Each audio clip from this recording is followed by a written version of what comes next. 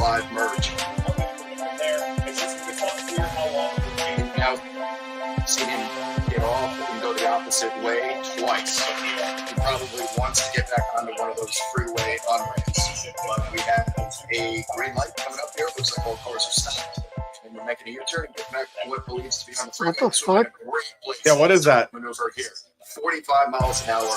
No exit. Does anybody hear that?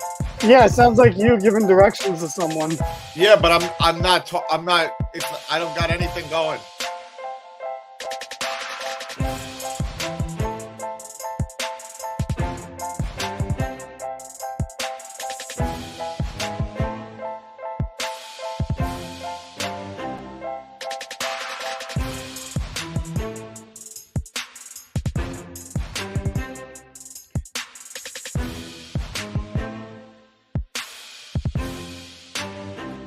Oh boy. Oh God. I don't know what my only crime is being happy. That's all I did. I hate you. Holy shit, Danny.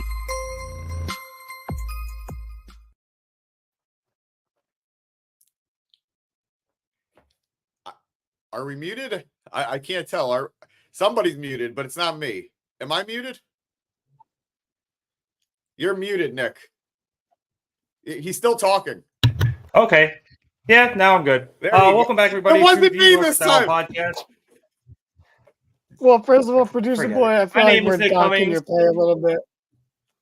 Yeah, this is still a mess. We're trying out some new stuff around here, and we haven't quite figured it out because whatever.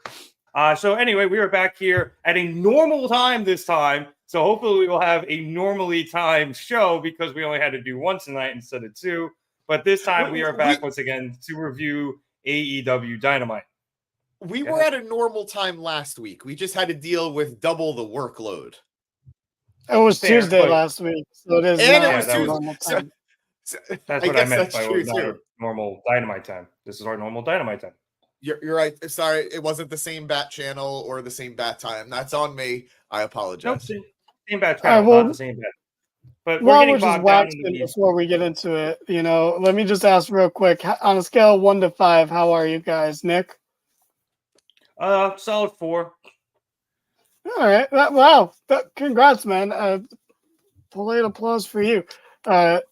James, how are you? Scale 1 to 5? I'm at like a 3. Okay. You said that like it's more like a 2.4, but all right. It was a 2.5, but I'm like, I don't want to get into it. Like, it's a 3. I'm okay, so it's a 3. All right. Cool. I see you. What about you? Anyway, you can start the show, Rev. What are you? Hello, 1 to everybody. 5. Welcome to another edition of All right, get into it. We got a wrestling show to talk about.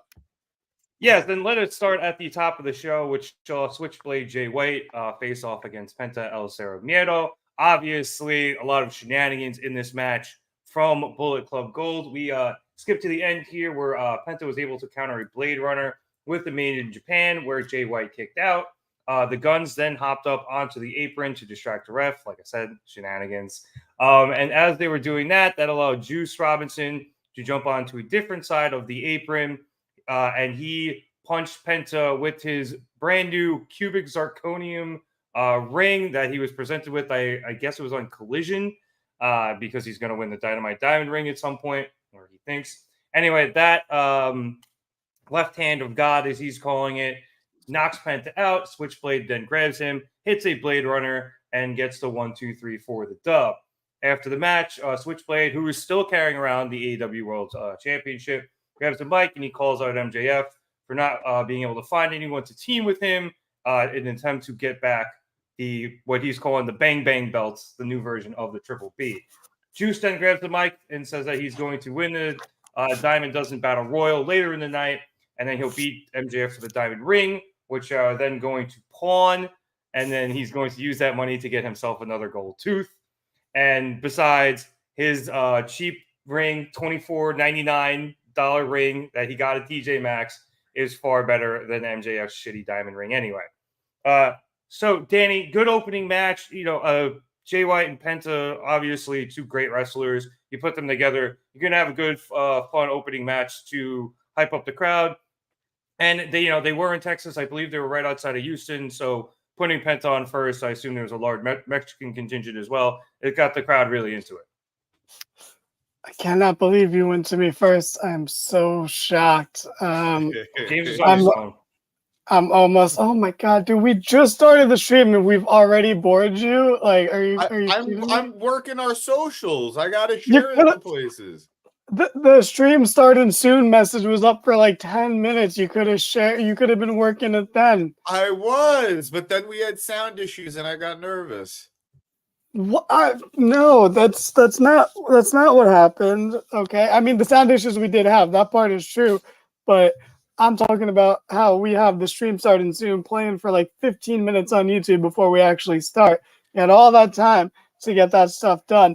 This match was really good though. It was a lot of fun to kick off Dynamite. You know, I'm a little, and I hate to say this, but I'm a little lucha broed out. You know. But in this case, I didn't mind. Jay's great, and we don't get that many Jay White singles matches, especially on Dynamite. He's more of a collision guy, but it was nice to see. Yeah, until he started going for the world title, pretty much. But it was nice to see him here, and he picks up a win. Call me crazy, but part of me was like, oh my god. I know Dynamite does this all the time where they just start with matches, but this is one where I'm like, I would have liked like a 25-second video package, like something to be like, hey, this is a pretty big deal, because it almost feels like a big deal to me. And maybe I'm overestimating the caliber of this match, but I liked it. And you got to give your number one contender wins against credible people. And as much as I might be a little lucha burned out, Penta is still a credible singles competitor somehow still in 2023. Yeah, I actually agree with you, and I didn't realize it until you said it. I might be getting a little lucha broed out. I think they could maybe use a little time away from Dynamite just to allow them to, want us to want them back. So, but like you said, you took the words right out of mouth. Penta is a credible contender. He is somebody that you can put up against, your number one contender, and then have your number one contender win, and it makes that contender look really good. So I don't think AEW has some of those guys, and I feel like Fenix and Penta are probably two of their best at that, which is why they're probably on TV so much losing these matches. But yeah, I think they could just use a little bit of time. Nothing crazy, a month or something. Let them, do a Mexican loop or whatever. Although I'm not really sure if they're still doing that anymore. But I'm sure they could find something to do and then, have them come back. But yeah, James, this was a good opening match, and it did exactly what it needed to do. Oh, I thought this was an excellent match. I very much enjoyed the dynamic. I don't think this is a singles match I've ever seen. So I really like the styles clash between the two, even though AJ didn't show up. I love how Jay is being presented, and it's very conniving, it's very underhanded, it's very shitty. Like, even his entrance, he looks like a flasher when he comes out. Like, he does the whole thing with the jacket and the belt, and he just looks skeevy. And like, he's it a really knife fits. pervert, so he is a knife pervert. But that seems like something the Juice would actually do. Yeah, no, absolutely. So I really like the idea that this group is just sort of like develop their dynamics a little bit, and I think that's cool. The match was very good. I'll be honest, I've been feeling lucha'd out for a while. This isn't the first time that I've gotten tired with them. Truth be told, around when they actually won the tag titles the first time, I was getting a little lucha'd out by the time they dropped the belts. And I like them. I think they're amazing talent. But the problem is they're used so much to be like heaters for either baby faces or heels that they get really overexposed, both Penta and Phoenix. So it's not their fault. Like, they are amazing. They are so talented. But until I see Penta get a sustained singles run where he wins and he's got like a title around his waist, I can't take him seriously. And I'm not even saying that I really want that. Like, I don't know that I want like a singles title on Penta right now. I don't think I do. But all I see him as the guy who is going to have a great match but lose to make somebody else look better. And it's a rough spot to be in. I call it the Ziggler, but like it's and it's not fair to just call Penta like Ziggler because I think he's so fucking good. Not that I don't think Ziggler was, but it really tarnishes your brand after a while. So I don't know. This was an excellent match. I really loved. I think I saw Penta break out some moves that I haven't really seen him hit in a while, or just in general. Some nice flippy stuff, and Jay sold everything beautifully. Even at the end, the finish with the what is it? The switchblade? No, what's this finish called? The Blade Runner. The Blade Runner. Yeah, the Blade Runner. Like the movie. Even the Blade Runner looked great. Like the way he just sort of kind of hit it out of nowhere. He's a great performer. That goes without saying. And I more of this. More of this. And the promo afterwards was good as well. And I know we're gonna jump ahead a little bit. I liked how MJF reacted to the promo backstage. I just want to point out the irony real quick. I was talking about how we're all lucha'd out, lucha bro'd out specifically, and Producer Boy had that tweet up where it's like, oh, I like that match between Jay White and Penta. I'd like to see more of Penta on AEW television. And we're having this conversation about the exact I mean, his pay has already been docked for the day, so I don't know what, like, at this point, what does he have to lose? I feel like that's a good move by him, producer-wise. It's a bit of irony. It literally is like visual irony right there. That he brings that up while we're having this conversation. So it's actually a good job to Producer Boy. One cupcake for you, but like a baked by Melissa size cupcake. I will say though, the latter half of it did bring up James's point where Penta did pull out some stuff we haven't seen him use in a while, which was really cool. So I enjoyed that aspect of the match as well. And I actually really liked the spot that was shown in the GIF where they were having the chop off and Jay convinced Penta to take his shirt off. I thought that was some great character work there. So yeah, I do love Cardblade. I love that Taz was trying to explain that Cardblade also stole his title during the middle of the match. Taz was on fire tonight. I don't know what got into him tonight. He was very much more AEW Dark Taz than he usually is on Dynamite. He really was. He was great. I would just like to say one thing before we get further into the review. I thought this was a very well-balanced Dynamite.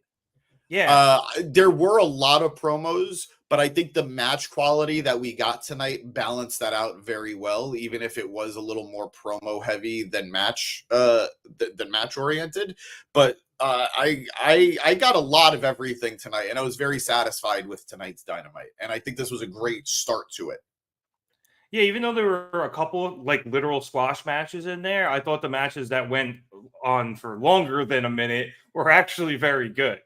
So yeah. I would have to agree with you that I think balance is a very good word for it. But let us move on to what James mentioned earlier, which was MJF's response in a backstage interview with Renee Paquette. Renee asked him, obviously, about Bullet Club Gold calling him out. And Max says that he's not some dumb good guy who's going to go running out there and catch a 4-on-1 beatdown, but he will indeed get his title back before Full Gear. He then turns his attention to Juice, saying that he hopes Juice wins so he can knock him out with the right hand of the devil, as opposed to Juice's left hand of God, and that Juice's blood will be on Jay White's hands. The Claims then come over again, and Caster once again offers MJF their help in getting his belt back, saying that they can do the 8-man tag, and then when they win, they can, scissor. MJF is like, no, I don't know where that noise was coming from. I guess it was from James. It was the left hand of God. Anyway, yeah, MJF rejects Caster's offer. So Caster then says that he's going to enter the Battle Royal later in the night, win that, beat MJF, and then MJF is going to have to put his ring on it. MJF is just disgusted and flabbergasted, and he leaves. And then, oh great, more bugs in my house. And then Bowens gets upset with Caster, saying that, dude, we went over this, less is more. Billy Gunn then calls MJF a scumbag, and Caster goes, yeah, but he's my scumbag. So I'll go back to Danny because I don't know what James' sound system is right now. Danny, I know, James, I know you wanted to respond to this, but like James said, this was a good response to what Bullet Club Gold said, and then we continue this stuff with the Acclaimed and MJF.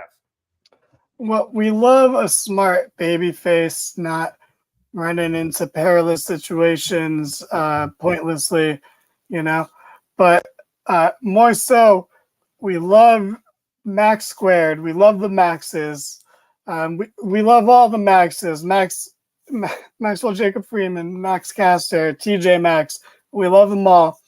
I feel like we really glossed over how we got a TJ Maxx chant here tonight and how that's pretty special. I have a candle lit tonight that's from TJ Maxx. I lit that before I started watching the show, but the fact that worked out, that's pretty amazing.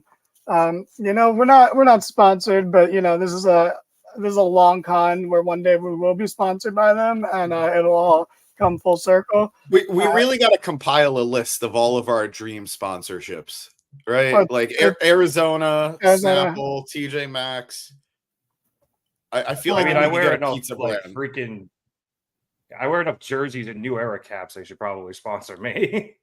Good luck with that one. I think we have a better shot with literally any of the other ones we referenced first. Yeah, probably, but we're gonna get that Arizona money. But anyway, we love the Maxes because this angle has to end with them kissing, right? Like, I just think that's where this needs to go.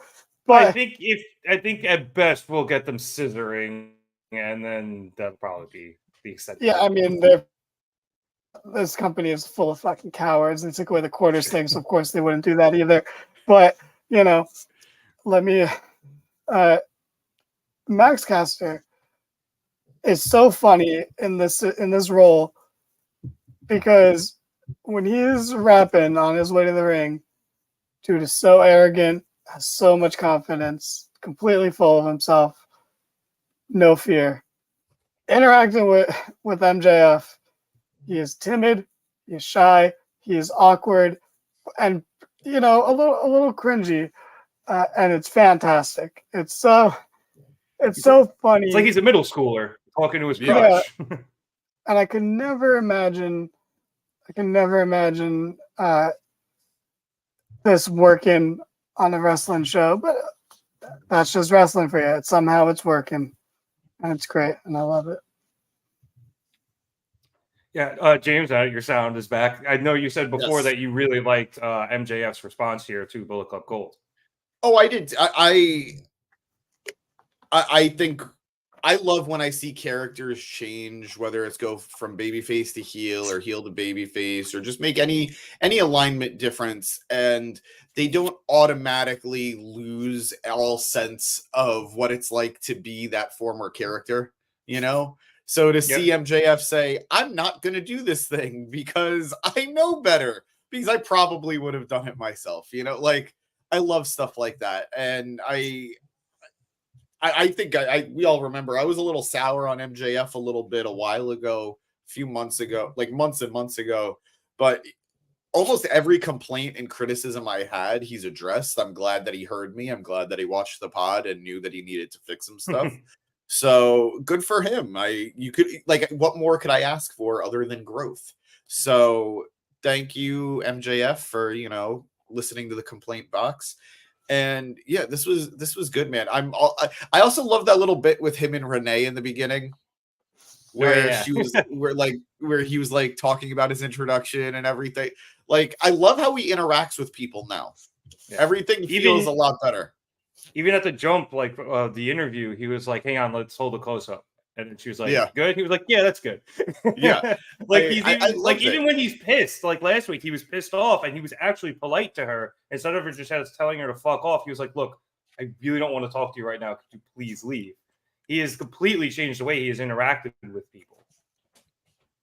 He's our scumbag, I have a question. He's trying to be less of one. Go ahead, Dan. Yes, sir. Well, let's do Fridland. In our thumbnail on YouTube and in our title, it's all about Sting. And why didn't we start with that? I don't know. I'm I didn't happy pick the like- thumbnail. I don't. I just made the title off the thumbnail. I didn't pick the thumbnail. You know, I just feel like if we're gonna do that, it should probably start with that, right? You know, I mean, it's too late now. I feel like this is I don't want to blame everyone but me, but I had no part in this ending up like this. You know, someone should made the we- thumbnail, someone we hosts just- the show, someone Should we just produces end the show. stream? Should we just end the stream and start Start over? over. Yeah, Make a absolutely. new one.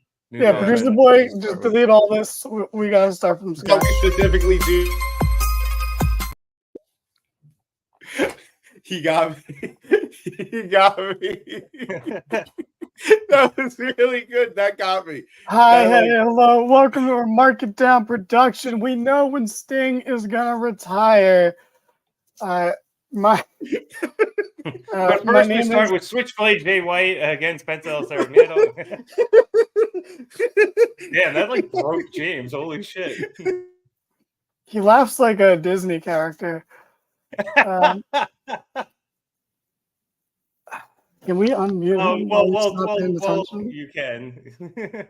But all right, while James has a mental breakdown here, Danny, I was wondering if you wanted to discuss AEW dropping this quarter's storyline here or aspect of the storyline with MJF, because obviously, as we I think briefly discussed last week, there was a large feeling of, you know, a lot of people were like, okay, it's probably okay if they do this anti-Semitic bullying aspect, but the timing might not be right with what's going on with the geopolitical climate, and AEW decided to drop it. So I guess to your point. Yes, Did you James? just say that they were going to be okay with anti-Semitism, but unfortunately the world was just like not today? Because that's really what it sounded like. He said, everybody's cool with it. It's like, yeah, no one had a problem with it. I meant the people involved in the angle seemed to be okay with it. Obviously, we all pretty much said that we were, we were reasonably sure that MJF had to okay this before it happened, but obviously, good walk around there. It really sounded like you were about to say, obviously, we're okay with it. But no, like I said, we figured that everybody who was involved was okay with it. So obviously, they've changed course here, and you called them cowards, but I was wondering if you wanted to expound upon that. Yeah, sure. Called him out on it right there. Yeah, so they're a bunch of cowards. No one was offended by it. I didn't see a single complaint about it. Granted, I've never been on Twitter, but I didn't see any complaints in our comment section, and I think we represent all of the wrestling community. So we are the only wrestling podcast. So you think? Yeah. So where else would people talk about it? So where else is this conversation happening? But in all seriousness, I did not think it was a big deal, and I think if it's something that MJF was okay with, that's what's most important. But I also understand that there are things way bigger than wrestling going on right now, and way bigger than literally any of us or anyone that would ever possibly comment on this video can possibly understand. And we're not in a position to say anything about it, honestly. We don't know enough. And I'm speaking on behalf of people. I don't know how much they know about it, but I assume you guys or anyone watching doesn't know enough about it. So if that's the company's decision, I kind of disagree, but if that's okay. It's not really a huge deal. Like, honestly, the story moves on. In 2 weeks from now, I'm not really going to be thinking about it. Get it off of me because I just saw the comments. Yeah, no. James, I imagine you echo that sentiment. I mean, I wish that they didn't feel like they needed to, but I respect the fact that they are trying to do the right thing in this situation. And if you're going to pivot, I think they pivoted very, very well, all things considered. They sort of naturally flowed over to the ring. Aspect. Yeah, which, once again, shout out to TJ Maxx. TJ Maxx really saving the day here, really, cooling everything down, putting a blanket on that fire. I think the best way they could have handled this was to actually, like, if they filmed a segment where Juice went to TJ Maxx, handed in the roll of quarters, and got the ring. I feel like that's coming now that the TJ Maxx thing got over. I think we're gonna see that. I mean, I would not put it past them at all. This is 100% gonna end up being a vignette like in the coming weeks. Yeah, no, that would have been great, but no, I think this is a very delicate situation, and even if they didn't do anything wrong, why invite the negativity? Because all it was going to do is bring the negativity. The people who liked it and thought, oh, this is good and I understand where they're going with it, they're not going to care that much to defend it. But all the people that are going to bitch and moan and complain they're going to be loud. So why fight it? Just pivot, move on to the next thing. And I think like I said, I think if you're going to do it, they did it as well as they could. I'm going to give a brief analogy here. There was this tragedy we were all like very young for, and it's pretty much ruined our lives and shaped the way we view the world. The one about 22 years ago, and around when that happened, a lot of things that were on media had to be put on pause or delayed or changed. Some simple ones, because I'm more of a music guy. I'm not a film nerd like 1/3 of the people here, and half if you count Producer Boy. But Jimmy Eat World had an album called Bleed American coming out around then, and they had to change the title, even though that's so many, like the connection is not there at all. But it's like they just did it. This band called Wilco that only hipsters would know. If John Blatner was in our chat, would be fucking popping so hard right now. But they had a song called Jesus, etc. And literally just 2 lines in the song. They had to wait to release it for like a year, the album. And the 2 lines were tall buildings shake, skyscrapers scrape, singing sad songs. And then the album cover kind of looked like 2 buildings made out of like a stack of pennies, more or less. And just because of that, the song got delayed and basically tanked, and the album almost tanked and got barely any airplay because of just that small connection that someone can draw. So if a media company is overreacting to something, this is nothing new. Yeah. This is just the way the world works. The event Danny's referring to is the death of Chester Bennington from Lincoln Park. Time was that's a way sadder. I'm not gonna lie, it's a way sadder day. Personally, fuck, man, I miss Chester. I'm not gonna lie. I honestly kind of thought you were gonna go sideways there. I thought you were gonna swear, but no, I'm not touching the real stuff going on in the world right now with the Trump poll. No, I thought you were just gonna figure out some like other random quote unquote tragedy from 20 years ago, but no, I think you actually did bring up a decent point there, where you do see media companies pivot when they have to in order to prevent backlash and keep the positivity in the media cycle. So I get why they did it, but and like James said, I think they pivoted very, very well.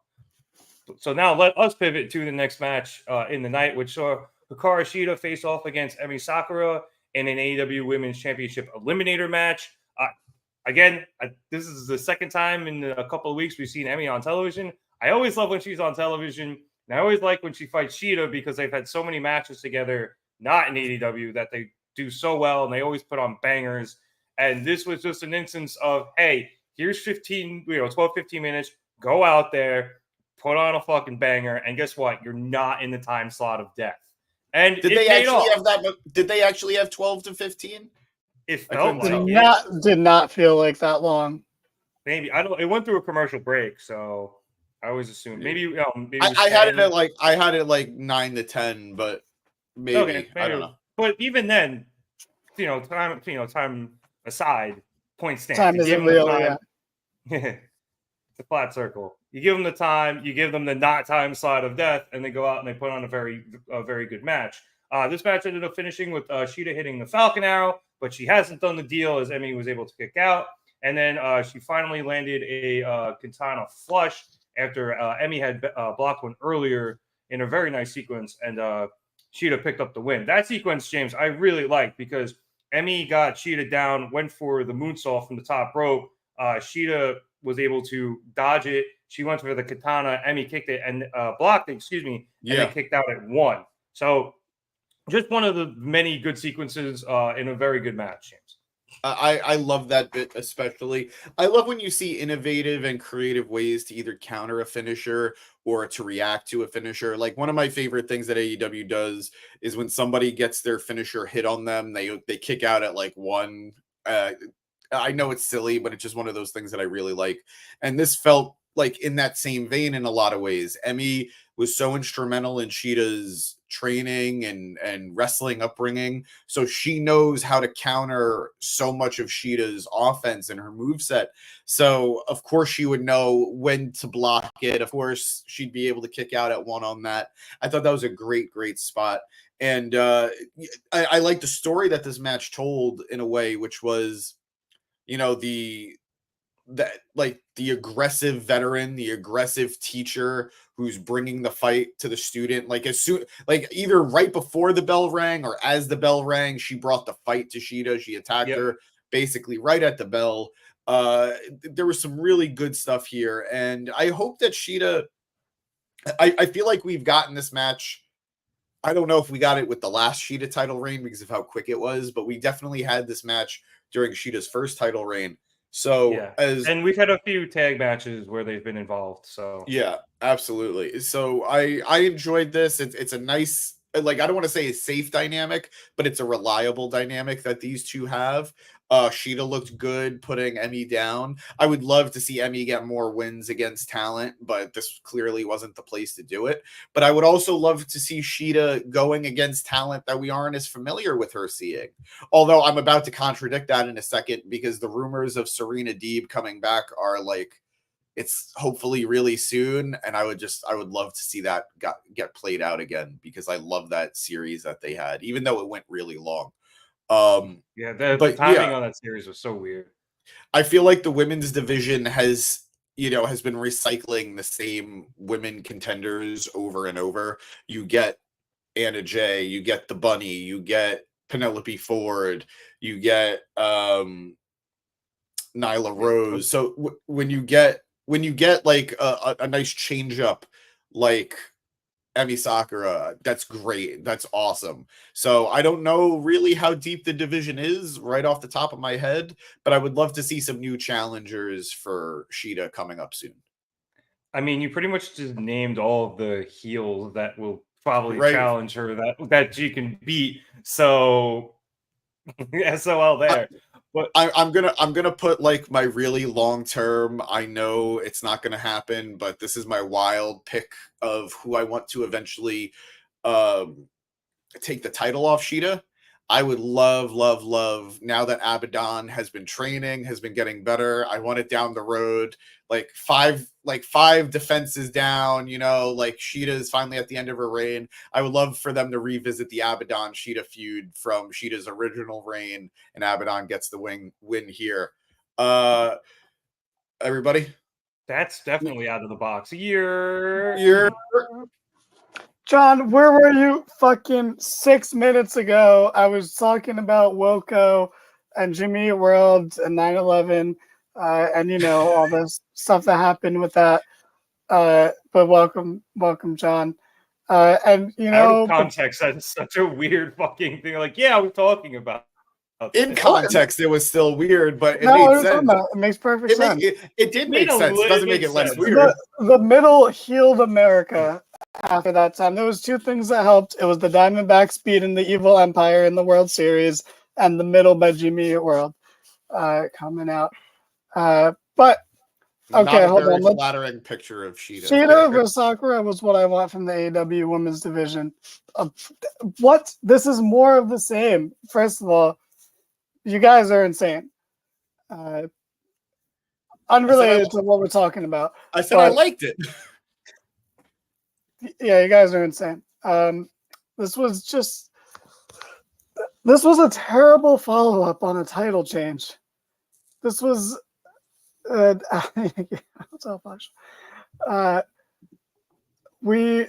was a terrible. Sorry, John, I want to go back to talking about Woka, but I'll let it go. I was just listening to Heavy Metal Drummer the other day, and in a song by Slaughter Beach Dog called 104 Degrees, they referenced the song Heavy Metal Drummer by Woka. So it's all related. But anyway, It's all connected. this was. I'm going to start over just in case, Eric, producer boy, clips this. So I'm going to start from the beginning. You guys are insane. This was more of the same. This wasn't a good follow-up to a title change. It's a title change, and then what's happening? The champ's just facing someone we've seen them face before, and we know they're going to win, and it doesn't mean anything, and it's just a poor follow-up. And this is literally feels like, and maybe it's not the same exact person, but this literally feels like what we just went through, 4 months ago, or less than 4 months ago, 2 months ago, with Shida winning the title. It's like I feel like I said all this. Follow-up. I feel like I said, I enjoyed the match, but I also did say I want to see her facing other people. And then you listed people you said people she faced already. Well, like no, Abaddon, I haven't seen Abaddon on TV in what feels like 5 years, and I don't even know if the company is actually. No, it just hit 5 years, so I just miss Abaddon, and I think that would be a good follow-up. Follow-up? I don't think you know what follow-up means. But no, to the last feud, because she couldn't stand up to Shida. Yeah. Oh man. Look, I don't know. I admire optimism, but I still think taking the title off Saraya was a mistake. And I'm not even saying that she was this great champion. I just feel like we've taken steps back. And also, I was just thinking about it. Like Toni Storm interfered and chased off Ruby Soho, and that was supposed to be this big moment that maybe is followed up on that could have been something followed up on this week, but her interference didn't do anything because Shida already spray painted Ruby and handled her on her own. So that was also just bad booking. I realized. I'm thinking about it today, but it didn't make any sense. She'd already handled it. She didn't need the assist from Toni Storm, so Toni Storm didn't cost anyone anything. But anyway, I don't know. I don't think the match was bad or anything. It was a good match, but it just feels like nothing's changed. And again, I feel bad for Shida because she's always getting the shortest end of the stick. But everyone felt optimistic about her winning the title 2 months ago, and we're in the same spot 2 months later, and I feel like everyone's forgotten how little came from that. I can give you a small update on Jamie Hayter. I saw Meltzer tweet out earlier that she's not going to be back for a little while, so I wouldn't count on her anytime soon. I forgot he gave another injury update too, and I can't remember who it was, but yeah, Hayter's not going to be back for a bit. And I think, Danny, what you're saying goes back to James's point about the lack of depth in the women's division. It's not a deep pool, which is unfortunate. So you do end up kind of with the same recycled, title defenses over and over and over, to where, it kind of goes back to what we were talking about with the Lucha Brothers.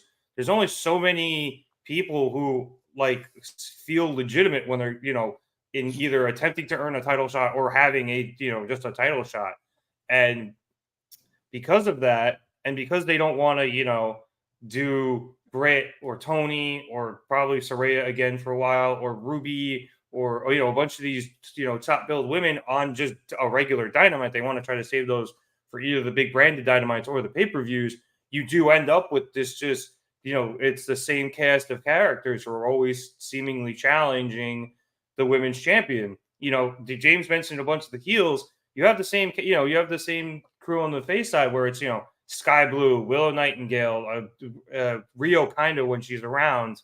And, it'd be nice to see Shida fight some of them. Just a little face-on-face dynamic, could be cool.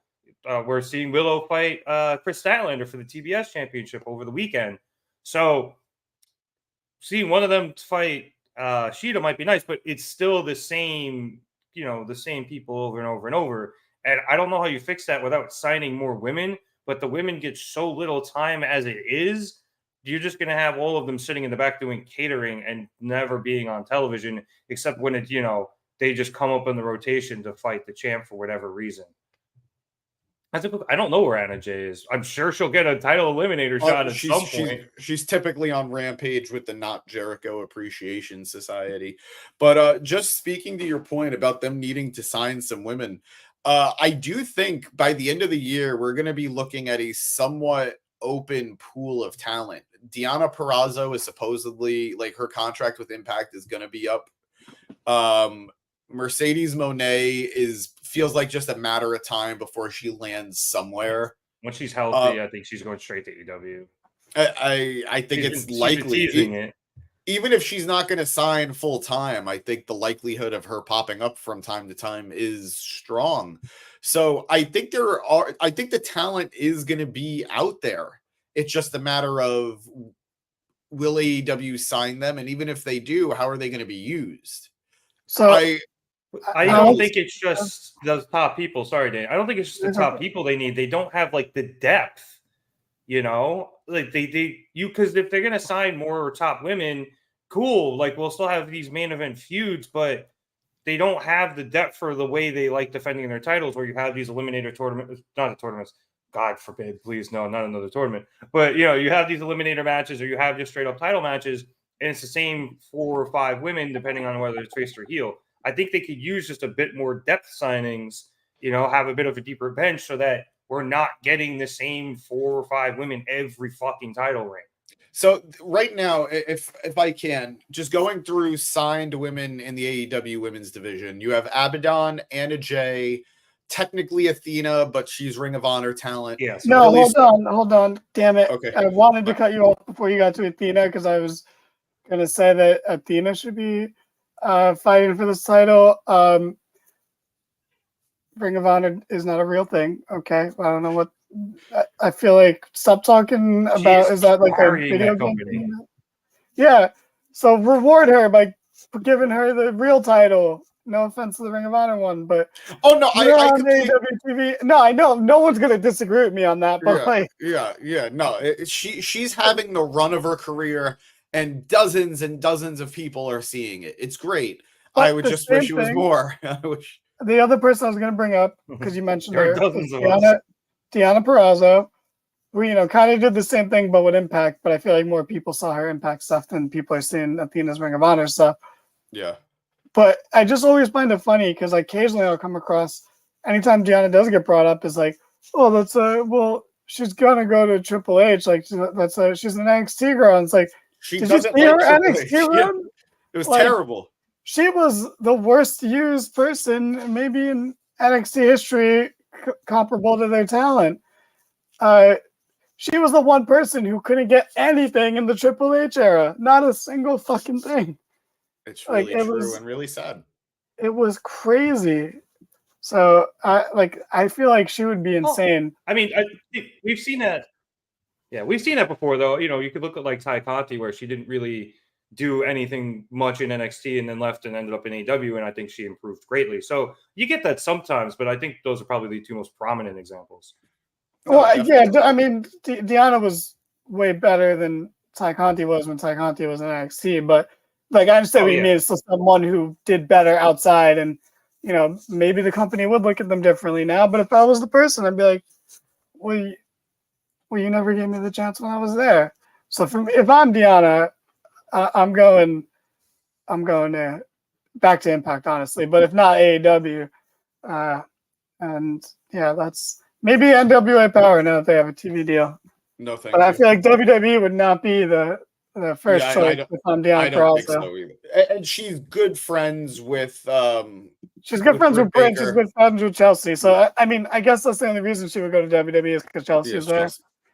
She But- would be the perfect person to be like Chelsea's actual like tag team partner for that title, Yeah. but I don't want to wait that long, and I just don't want her there.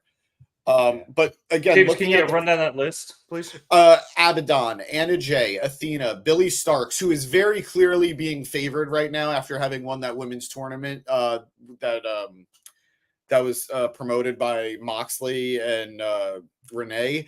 The Bunny, Diamante, Britt Baker, Emi Sakura, Harley Cameron, but early on her. Hikaru Shida, Jamie Hayter, Julia Hart, Kira Hogan, Chris Statlander, Layla Gray, what is she doing? Layla Hirsch, who's back now in Ring of Honor, Madison Rain.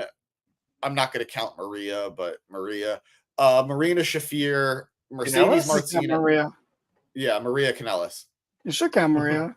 I She mean, has she more doesn't character wrestle than 90% of the people on this list. Yeah, for sure. But I think she's just a manager. I don't think she's going to wrestle. So I wouldn't put her in the division. I don't think you're going to wrestle, but. And I'm not in the division. Mercedes Martinez, Nyla Rose, Penelope Ford, Red Velvet, who I would love to see come back at some point and do something. Yeah, I hope he does. Rio, Ruby Soho, Soraya, Serena Deeb, Sky Blue, Ty Mello, obviously, gone for now. Taya Valkyrie, Thunder. Okay, never mind. Tony Storm, Willow Nightingale, and Yuka Sakazaki. Oh yeah, I forgot about Yuka. I think so did AEW. Well, I think she's probably been in Japan for a bit. I assume. Yeah. That's a little bit deeper, I guess, than I thought, but they don't think so because they keep using the same people. I wouldn't hate, Diamante or Mercedes Martinez getting a shot, at Cheetah just to fucking mix it up. I don't even necessarily know if they deserve it, but it would be unique and new because we haven't seen those matchups. Maybe not Diamante and Cheetah since the pandemic, but I think if they can move Athena over, sign Deonna Purrazzo, and also land Mercedes, I think if you inject those three women into that division, there's going to be so much life and so much opportunity for exciting new or even just fresh matchups. So Can I add one sprinkle onto that? Yes, please. Can we bring back Evilise? I'm not thrilled with Thunder Rosa, but I don't hate her. But I just feel like she was really good. And didn't something happen with Evilise? So. Did she shoot on somebody during a match? She sandbagged Thunder Rosa, which was then funny because Thunder was then accused of sandbagging in a match later on. Yeah. Where is Thunder? Isn't she? She was teased when they were starting Collision. She's another one that is supposedly on the return mend and will be back soon. Well, supposedly someone's buying into all the dirt and all the gossip, and so you don't believe her either. Oh no! The gossip from Meltzer is she's supposedly on the mend and will be coming back soon. But soon has been since, like you said, before Collision started. Yeah, and that was the other person in the tweet I mentioned earlier. She'll probably, according to Meltzer, be back before Hayter. Hayter's a long way off, but yeah, sign Maki Ito. Bring Maki Ito back over and let her face Shida. That'll be fun. Just give me something different. It's just. We're kind of hitting a point, and I guess this is starting to happen a bit in the men's division as well, as we discussed with the Lucha Brothers. But just things are getting a little bit repetitive, and I think we just starting to see some new people, and maybe that happens, in the near future. I don't know how many women unfortunately got released from WWE, and who might be looking to go to AEW, but it could present an opportunity for some fresher matchups in the next 60 days or so. Who did get released? Dana Brooke. No thanks. No offense. Yeah. No thanks. Yeah. No, I agree. She got Soho's, but what other women got released? I can't think of any. Yeah. So no, we're good. We're good on that. You do have a point on the men's side. Yeah, you do have a point on the men's side where I think they could, use other people than the Lucha Brothers to, give, give people heaters, like James said earlier. I think I used that phrase right. Keith Lee, could be one of them. I don't know what's going on with Keith Lee. There's so many rumors about his health issues. I have no idea. But hell, let Dustin Rhodes wrestle more. Man deserves it. All right, we spent a lot of time on this. Let's move on.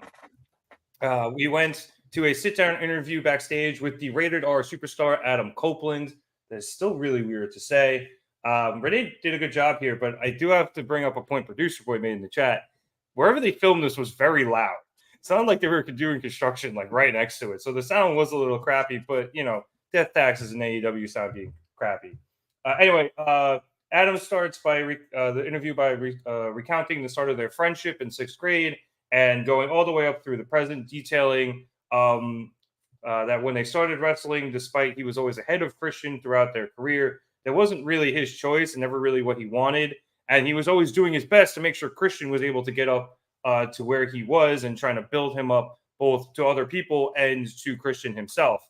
But for whatever reason, because Adam was always ahead of Christian, Christian seemingly always resented that. But Copeland's a little surprised that it's still happening after all of these years of friendship. He then reveals that he doesn't want Christian's TNT championship and he doesn't want to fight him at all. So he doesn't really know where that leaves him. But he does know that Nick Wayne and Luchasaurus are eventually going to leave Christian high and dry. And when they do, Adam will be there to catch him. So, Danny, sound issues aside, this was a short, but I thought powerful interview. It was very good. It was very revealing. And I think we saw a lot of emotion out of, God, it's so weird saying Copeland. But we saw you can say Edge. We're not going to get copyrighted if we say Edge. But it's just weird. What's going on, Space Boy? I'm doing all right. Hey, Space Boy. Thank you for joining us. We already established Rev is a 4, James is a 2.5, and Rev, you're going to ask me my opinion on this? Yes, I was. Okay, cool. So I'm in two minds about this. I'm in two minds about how I want to react to you throwing to me, and it's, do I want to do this earnestly or do I want to go into a little bit of a bit, I'm kind of conflicted. So what do you guys think? Which way do you want me to slice it right now? James, I'll leave that up to you. No. You're the leader here. Go ahead. I guess I'd like to actually hear your honest opinions. So go for the bit.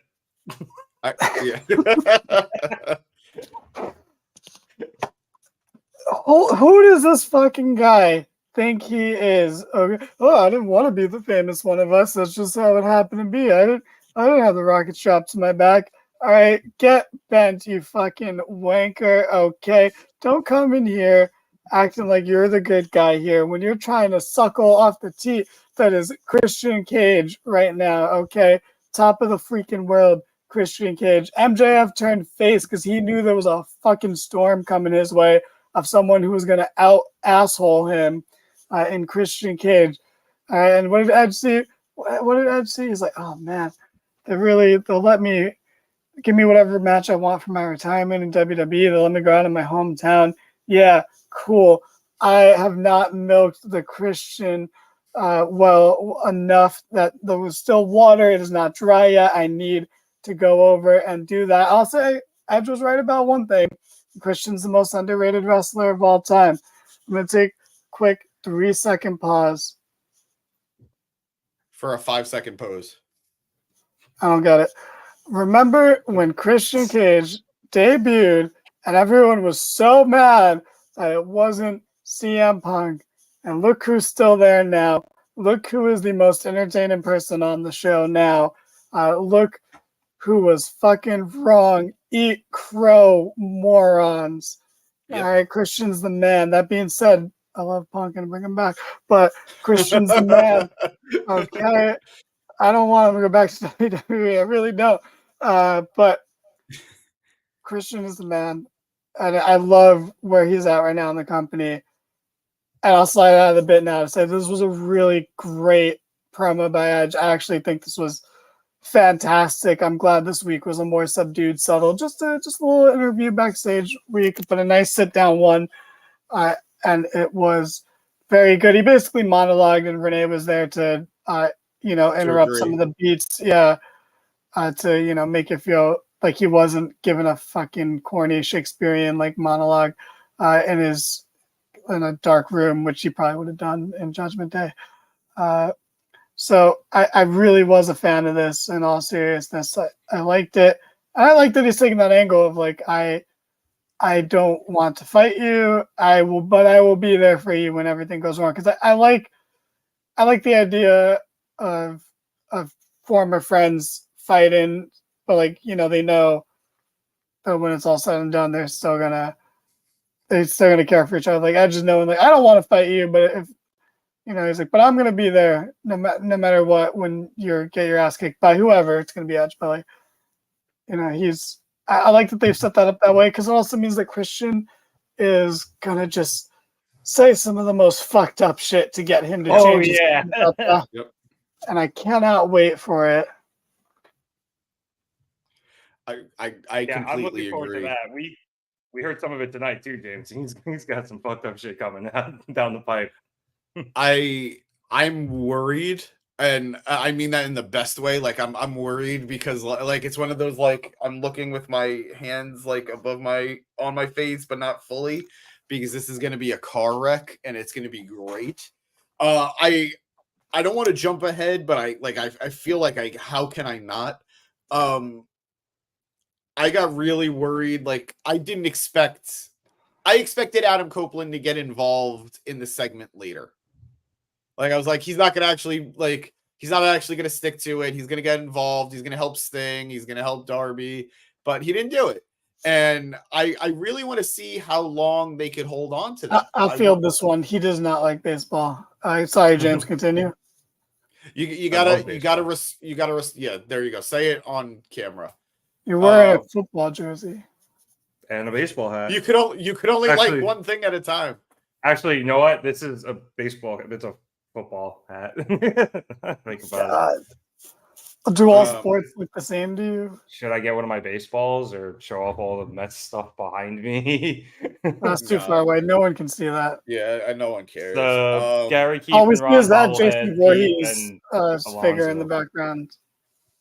That? Yeah, the Jason Voorhees. Don't the machete with all the blood on it. It's just that's why it's red. It's covered in blood. I really like. I want to see how long he's going to honor it. I want to see how long he's going to stay away from Christian. I wonder if they're actually just going to do it and like he'll be there when the breakup happens, maybe in like 6 months, 8 months, however long. I think that would be really cool. Like just let Copeland do other stuff. Let him feud with Ricky Starks. Let him feud with whoever. I think that would be really cool. I don't think it's going to happen. I think they're what? Let him tag with FTR for a little bit. Yeah, like stay away. You don't need to be together. We had the interaction. Like, do you guys remember when Christian debuted? The very first thing they teased with him was a match with Kenny, and then like months went by, if not longer, before he actually faced Kenny for the Impact title. So I would love to see that actually play out again here, but we'll see. Yeah, it's why is that in the comments? Do I even want what are you talking about? Just stay focused on the show. Stop derailing us. Okay, so yeah, I like the promo, and not that I want to agree with Producer Boy that he thinks Edge is going to join as a heel, but I know you were doing a bit, but there were elements to things Adam said that sounded very arrogant in a way. So I don't know if it's just, the character's there and he could turn at any point, or maybe I'm reading too much into it because not all I know of Adam Copeland / Edge is as a heel, but I'm so used to him being a heel that I'm always expecting him to heel it up. But either way, very captivating stuff. Yeah, excuse me. Like I said at $5. Like I said at the beginning, I thought it did a lot in a very short amount of time. I thought I had killed the bug, and I did, but there's another one. So I'm going to continue to look around. I don't know, man. It's weird. I've been good with all the cold weather, but I guess they figure it's warmer in here and they're sneaking in. And I guess I got to change out the bug zapper. But What kind of bugs do you have? I don't know. These two are like big ass moths, man. So Okay. that is kind of sneaking in. Once I take the AC units out, I'm sure it'll stop. All right. Moving on. We then went to Wardlow versus Ryan Nemeth. This lasted all about 30 seconds. My man, the Hollywood Hunk, tried to get the jump on Wardlow. Didn't work. He got powerbombed one time and was ruled out, and the referee stopped the match. But more importantly, after the match, Shivani went down to the ring in an attempt to get a word from Wardlow, asking him why he's back. And Wardlow just held up his wrist tape to show that it read MJF, and then Shivani exclaimed it to the crowd.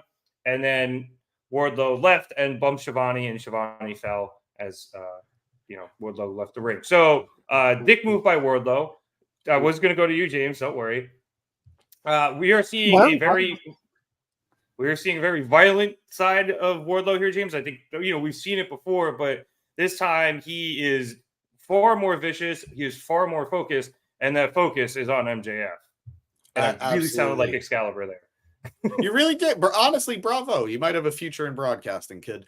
I love this, and as somebody who has been very with how they've been handling Wardlow's return, how great was it? The crowd was like, Wardlow, and then he just bumps into Shivani, and you can hear gasps. You can hear gasps in the crowd, and it turns so quickly. One, it speaks to how beloved Shivani is, that all it takes to get like a heel turn going is to fuck with him. And two, I how unexpected it was, because they haven't really been doing. I think he would be great for Bullet Club Gold. I think it would be. I don't necessarily want him to join now, but I do think he could be a good addition to Bullet Club Gold. He's not like the first big man I would have wanted in the group. I still stand by Big Bill being a good heavy for them, but Wardlow would be great. That said, I feel really bad for Nemeth here. That was really sad, but otherwise, Wardlow looked great. I will say, though, they talked about it later in the night as MJF was on commentary. He's talking about all these people that are gunning for him. Samoa Joe, Jay White, Wardlow. I think he mentioned one other name. Kenny. Who? Kenny. Yes, Kenny? thank you. Yeah, no, I didn't. Thank you. Yeah, Kenny. All these people are gunning for him. I think Wardlow is the one who they would really need to build up the most, because even though the story is definitely there, he's the one right now I think we could all agree we'd probably care the least about going after him. Going after MJF? Mm-hmm. Right now, at this moment, yes. I think that would be the best thing Wardlow can do. Oh, I agree. It's the best thing that Wardlow can do, but I don't care right now. Like, they got to build it up for me a little bit. He just came back, and it wouldn't take a lot. But he definitely feels like, of all of them, the one that would be forgotten in the shuffle the most. You can make an argument for Joe too, but Joe, all it takes is one promo, and that's going to turn around. So, and he's already had a couple where he's been doing the vignettes. But I think it almost kind of goes back to what you just said about Adam Copeland. You can have Wardlow tease this and continue a path of destruction and eventually make his way to MJF, a little ways down the line where the timing is better and he is much more built up. So I think it seems to me like that's the plan right now. Whether or not that's title related, I guess we'll have to wait and find out, because I don't know, how much longer MJF is for this title, but I think that is, eventually going to be their plan down the line. And it's a nice, flipping dynamic where we're going to have probably an MJF, face MJF against a heel Wardlow. Now, Danny, you just reacted to something I said, and I want to know what it is. Oh, you saying you don't know how long MJF's title reign is for this world? But this is wild that you guys think mid-card Jay White is going to win the title. I didn't say that. I just don't. I don't know how much. Oh, sorry, you guys think Kenny's going to win? Okay, gotcha. But I know he's not. I know he's not. No, I don't know who's gonna win. no. In all seriousness, it's so weird that I'm about to go to bat for Wardlow right now, but like, yeah, do it now. Do I want to? How many squash matches do I have to fucking sit through first? You know, it's gonna build Wardlow back up. Like, no, that's the same shit. It's boring. I don't want to see that. I'd rather see him immediately be like, fuck this dude, because I like what I don't know if it was on Twitter in an interview. I just read a caption of it somewhere where he was like, I'm not like everyone else. I didn't quickly forget how big of a piece of shit this person is and all the stuff that he's done. Just do that on TV right away. I agree. It's so easy, and it's almost so easy that it can't be fucked up. Like it's, and again, I said almost, but you just do that. That's so compelling as opposed to having to pretend to build some. And I don't want to use Joe as an example because Joe's fucking great, and he was great building to Grand Slam. But it's like I don't want to pretend someone like Joe is a credible contender, as opposed to like at least having that story element of Wardlow MJF is something. And he has squashed him. He has squashed MJF in the past. And it's so easy to build off of. And again, this is TV. Do this at Winter is Coming. Do this before Full Gear. Like, this is not a pay-per-view match. I'm not advocating for that. I'm not advocating to do this at Revolution. But this needs to be done. I would like in the next month and a half so that maybe it's by Winter is Coming the latest. But because otherwise, we're just going to see Wardlow. God forbid Wardlow go after the TNT title again. Yeah, never. Watch people over and over. I would genuinely do the MJF thing as soon as possible. I would genuinely be happy if he never touches that title for the rest of his career. Like, let's say he never leaves AEW and he stays with AEW for the next 10 to 15 years. I'd be okay if he never held that title again. Yeah, and he probably shouldn't. But let me just say, Eric, Kenny is in 1 week, right? Because it's 13 days. 13 days left, yes. So you can't do 2 weeks from now. Yeah, they'd have to either do it next Wednesday or next Saturday. On you could do it on. Yeah, you could do it on Rampage, but come on. Yeah, so it'd have to be. Do it on Collision, but also while I'm talking, I guess I'll answer Space Boy's question real quick because I don't want to interrupt you guys. What pops do I have in the background? I have 2 Becky Lynches, a Spyro, a Crash Bandicoot, another a Ripto from Spyro. It was the villain from Spyro, and more Crash Bandicoot ones. I have like a Crash Team Racing one, and then not pop figures like a Rubber Duck, Spyro. Danny, and that's about it. When I was at Comic-Con, I forget who was selling it, but like they had it for advertisement. It wasn't for sale yet. It's going to be like a PlayStation mystery box. So it's like each box will have a mystery figure inside of it, and it's all just like PlayStation, like Sony, like characters. I'm so excited because one of them's a Jack and Daxter, and I got way too hyped at Comic-Con for this. I got way too hyped. So I believe there's a Spyro. I believe there's a Crash Bandicoot in there. So I will keep you updated when those drop. Sly Cooper, man, underrated. I think Sly Cooper was one of them too. Yeah. Yeah, Sly Cooper's great. Sly Cooper is just outside of that tier, but it's really good. Yeah. But amazing first game. Everything else. Yeah. Sorry. Eric brings up a good point. Collision makes a lot more sense because then they can build to it, maybe throughout the week, or at least build to it on Dynamite. Plus, also, it's a lot closer to the 13 days. They could also... Oh, no, but it couldn't even be Dynamite next week because he's already wrestling Juice. Oh, yeah, good point. Wow, yeah. Spoiler. Well, there it is. So, yeah. But, I think, why Danny, did you have a good point. That? No. Is it because... I don't know. I'm not saying it if it's what I think it is, but... Danny, I think you made a good point. I think you could do Wardlow end of December, early January. Like you said, winter is coming. Maybe like the beginning of December. Oh, you think? Oh, I think you do it more towards winter's coming beginning of December.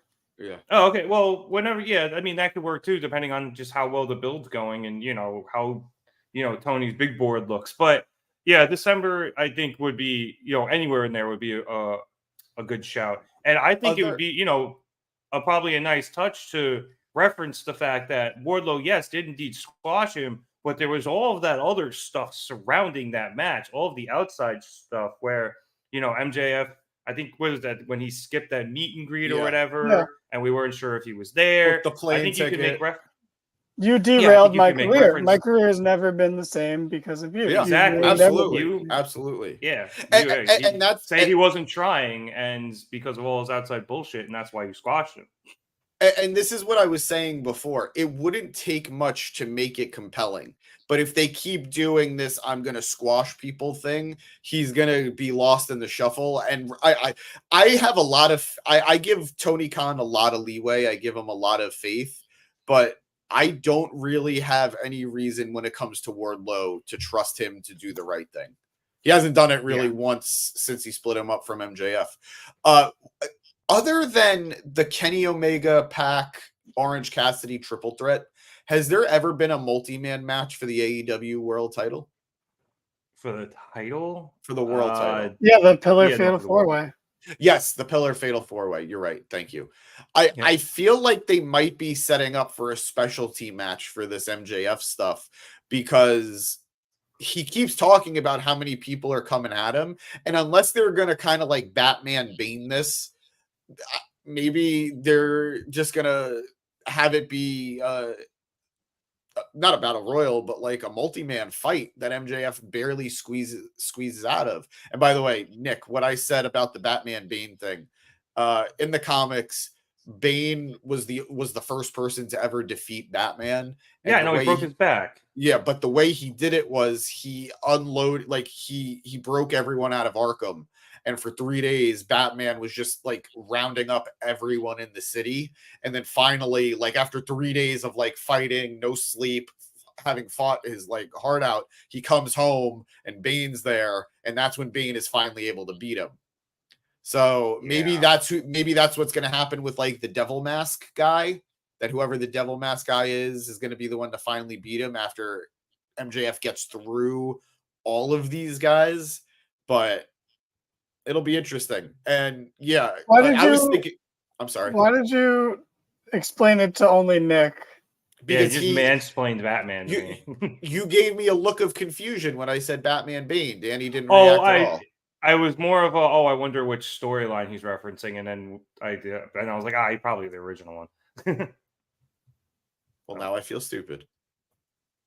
Now I feel self-conscious that I got all comedy. Well, now I'm sure there are a few viewers who didn't know what that meant. So, I mean, I doubt there's any crossover. Like you're talking about comic books. What wrestling fans gonna even understand what you were just talking about? Stand back. There's a Ricochet coming through. Speaking of ricochets, we totally forgot to mention that MJF made a joke about being at Comic-Con and seeing all the sweaty people dressed up as wrestlers there. James did not dress up as a wrestler when he went to Comic-Con, so he's in the clear. I was a Ghostbuster. Who's Batman? Batman's a song by the Front Bottoms. I don't know any other Batman. Where did they get the song from? Something they came up with. Fair enough. Yeah. So real quick, while we're on it, what's your guys' favorite of the new Blink-182 songs so far? I'm gonna go to James first because I'm sure he knows them all and has a strong opinion on it. That one with the beat and the la la la la la la. That one. I'm gonna assume you're talking about "Dance with Me." All right, Rev, what's your favorite of the new Blink songs so far? First Date. Oof. At least you named the Blink songs. That's better than James. Thanks. Yeah, but I'm gonna agree. The first one that came to mind. I'm gonna agree with James though. I think it was Dance. I think Dance with Me so far is the best one by far. It has a little bit of an old school Blink feel. It doesn't sound like a modern Fall Out Boy record. Which is I think the one thing we all didn't want for a Blink-182 reunion is for them to sound the way Fall Out Boy sounds now. No offense, Fall Out Boy. Just What to happened tie a after- bow on this, I was going to say, just to tie a bow on this Wardlow thing, because James mentioned not trusting Tony Khan when it comes to booking him. And I think I will trust him right up until the point where he faces MJF, and then I have no idea what happens after. And I think that's the part we should all probably be scared of when it comes to Wardlow and his booking. But let's move on. We then went backstage to Renee, who was interviewing Kenny Omega before his match with Kyle Fletcher. Kenny's mentioned the fact that his recent run has been terrible. I believe the word he used was putrid. But that he has to get back to being the measuring stick in the company. And that starts tonight with Kyle Fletcher. And then he'll go through the Don Callis family. And then maybe he'll go for the AEW World Championship again. This prompts MJF to come in. And he says that he's always respected Kenny. And Kenny thanks him. And he's like, I just want to shake your hand. MJF says this. And he's like, oh, thank you. And he shakes it. But when he does, MJF pulls him in and says, 13 days, bitch, and then walks off. Kenny's like, all right, we'll see about that, and then starts to head over to his match. Now, James, we've kind of already talked about this, so, with the potential matchup of Kenny facing MJF at Collision next week. But this was a BTE bit last week, and it made really it to was. TV. Thank you. They repeated the bit, and it's fine that they did, but they repeated the bit, and that was really funny. I wonder if Tony saw it, and he was like, this is great. We're putting it on TV. That's such good shit, pal. Good shit, damn it. I said it in our chat earlier because Danny noticed that I wasn't nearly as excited as I would be. But I have been so utterly broken and defeated by this Kenny Omega Don Callis story that I'm just inherently expecting Kenny Omega to always lose now. Like, this bad year was a rough one for Kenny Omega fans. So I am someone who would love to see Kenny Omega still be the longest reigning AEW World Champion. I am someone who would like to see Kenny Omega win the AEW World Championship at least one more time, preferably as a babyface. I don't know that that's going to happen. I don't know that Kenny has another world title run in him, as much as I would love to see that happen. I would love to be proven wrong, but it looks like MJF will be both the youngest and the longest reigning AEW World Champion, and Kenny will just be the third guy to have won the world title. But it is what it is. I won't lie. I will be excited. I will be excited for the match, even though I expect Kenny to lose. And that's fine, I guess. I'm used to it by now. But it'll be a great match. I don't think we've ever had a one-on-one MJF Kenny match. I think we might have seen it in a tag early on in like year one, but I don't know that that's true. So this will be a very interesting dynamic because this would other than Bryan Danielson, this would be MJF's like probably best opponent. Yeah. So very exciting stuff, even if my guy is going to lose again. Yeah. Also, too, I do like the callback. I liked seeing MJF on BTE for the first time since probably the company started, when Cody started introducing him to everybody, and he was being a dick to the Bucks behind Cody's back. So it was really funny seeing him on the show again. But Danny, I know you don't watch the show. Did you like this bit, seeing it for the first time? I saw the original bit too. Oh, you did watch it on BTE. Okay, my bad. I mean, I saw that part, but fair. But anyway, yeah, I liked it. I'm more of a fan of it than James is, apparently. I'm not clouded. I'm not clouded by bias, and I'm not clouded by being a fanboy, so I can see things a little more clearly than your average James. So I see this as amazing. I see this as fantastic. I see this as nothing but a good thing. Like, MJF should be the longest reigning champion. That there's absolutely no reason that he shouldn't be. There's no reason for his title reign to end right now, or anytime soon necessarily. And it's The ratings. The ratings are the reason. No, I'm kidding. I'm kidding. I don't care. I don't care about that. But I mean, look, the ratings were just never going to be the same since they kicked Punk out of the company, But the ratings were the highest the company ever had when Kenny was champion. I actually think that's pretty indisputable. And producer boy could probably back that up, even though he doesn't like Kenny.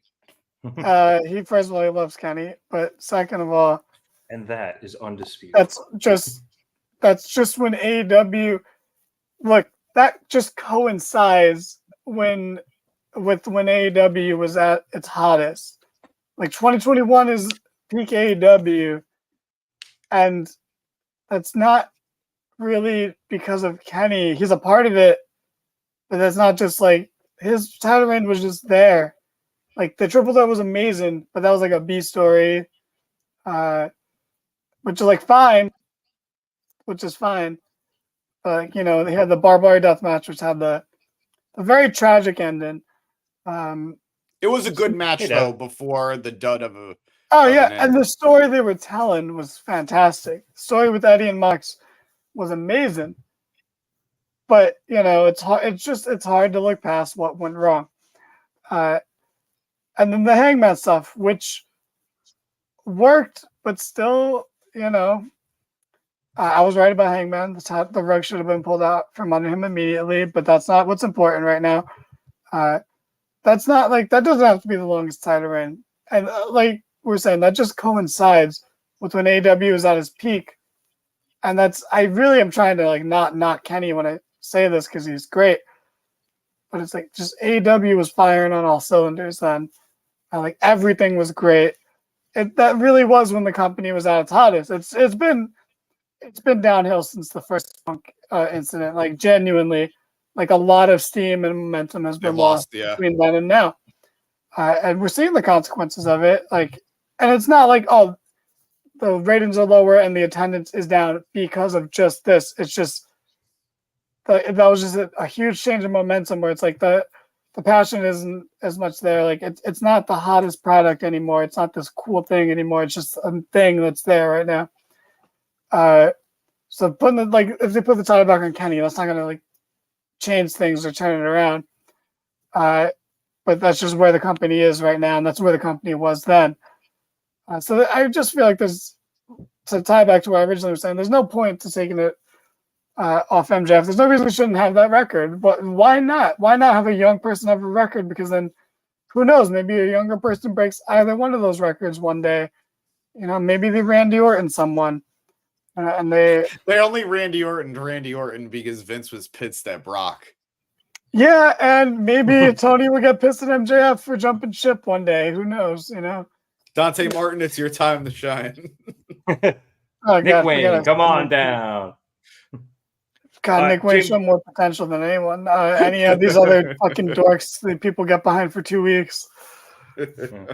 James, real quick before we move on, I was just wondering, this could have been an off-air question, but BTE they didn't have one this week, and we didn't see the Bucks on the show. Have you heard anything with them? No, I haven't. Wait, have you spoken to them recently?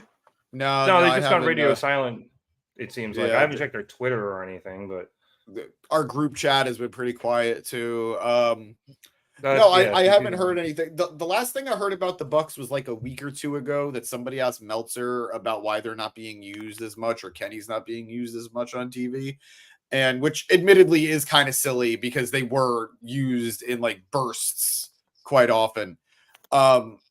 I don't know. I know Matt's still dealing with an elbow injury. That's why he hasn't been doing as much. That goes to bicep. Didn't he tear his bicep or something? Or is that? It might have been. I know it was an arm thing that he chose not to get surgery for. But I don't know where he was. I hope so. That'd be great. That would be great. But I don't see that happening anytime soon. What's funny is I keep jokingly taking Punk's side, and that's just because I want to ignore everything that's happened with Punk and just enjoy Punk. But I'm still a little peeved about FTR dropping the titles after the Bucks won #1 contendership. So what was the point of any of this then? Why didn't Orange Yeah, Cassidy and Hook win the #1 contendership, and then we can all of a sudden go from a world where we could have got another FTR Bucks match to somehow the tag title match being Ricky Starks and Big Bill versus Orange Cassidy and Hook. That would have been fun. Yeah, it wouldn't have made any sense, but it would have been awesome. But it's just it's weird. The whole Bucks, whatever's going on in the tag division now is really weird. Although I'm enjoying Big Bill and Starks. Don't get me wrong. Like that's actually such a breath of fresh air that I'm giving that the benefit of the doubt. But why did the Bucks win? And, like something feels weird about that. And that's me being speculative and like, you know, I don't know anything. And James just said he doesn't know anything. The Bucks haven't told him anything. But that's all just seems a little odd.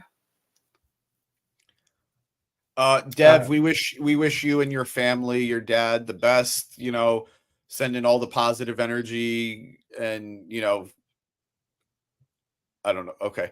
But yeah, just wish you the best, Dev, and hope to hear some positive updates from you and him in the future. Yeah. All right. Well, I guess we'll awkwardly transition out of that. Orange Cassidy is great every week. And we'll move on to one of MJF's best friends, or MJF's only best friend, Adam Cole, who is still stuck at fucking Roderick Strong's house. He's still It's there. getting a little tiring for me, if I'm going to be honest. I'm ready for. I'd rather almost see no Cole at this point. Well, thankfully, it seems like he finally left at the end of this because. Well, you didn't like the Next Strong parody? You know, like the Headstrong parody? I did. I thought it was great, but you get to a certain point where Cole just looks stupid.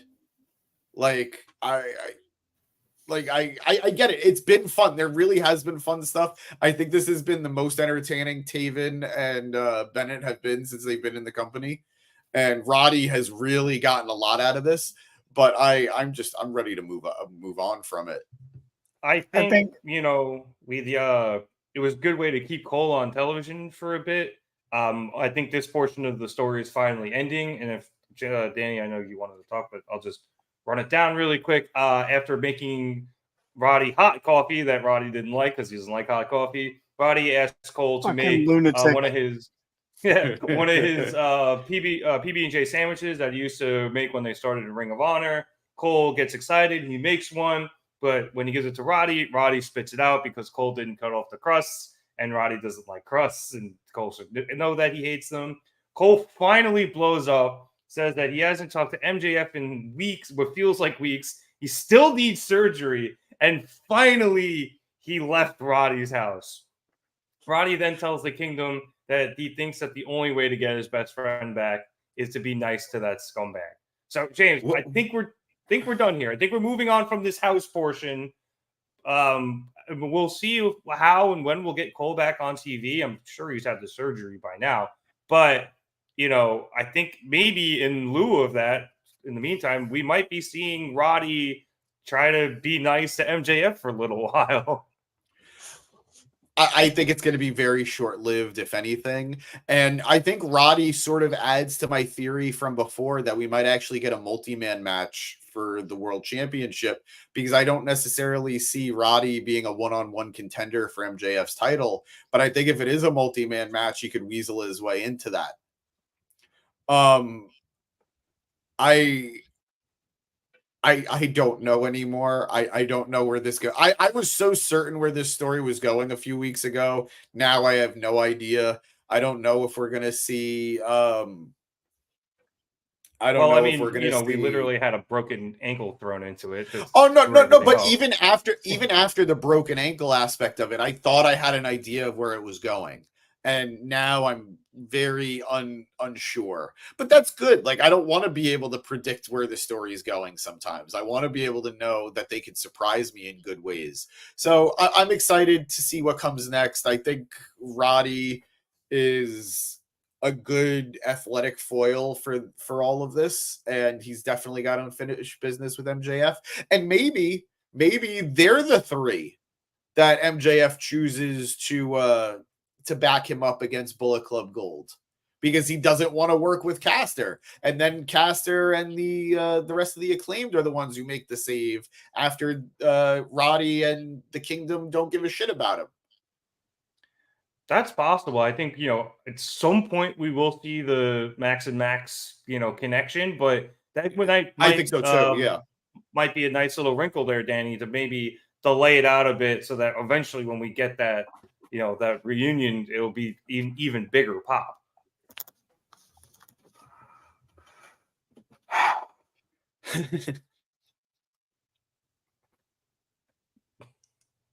Moving on.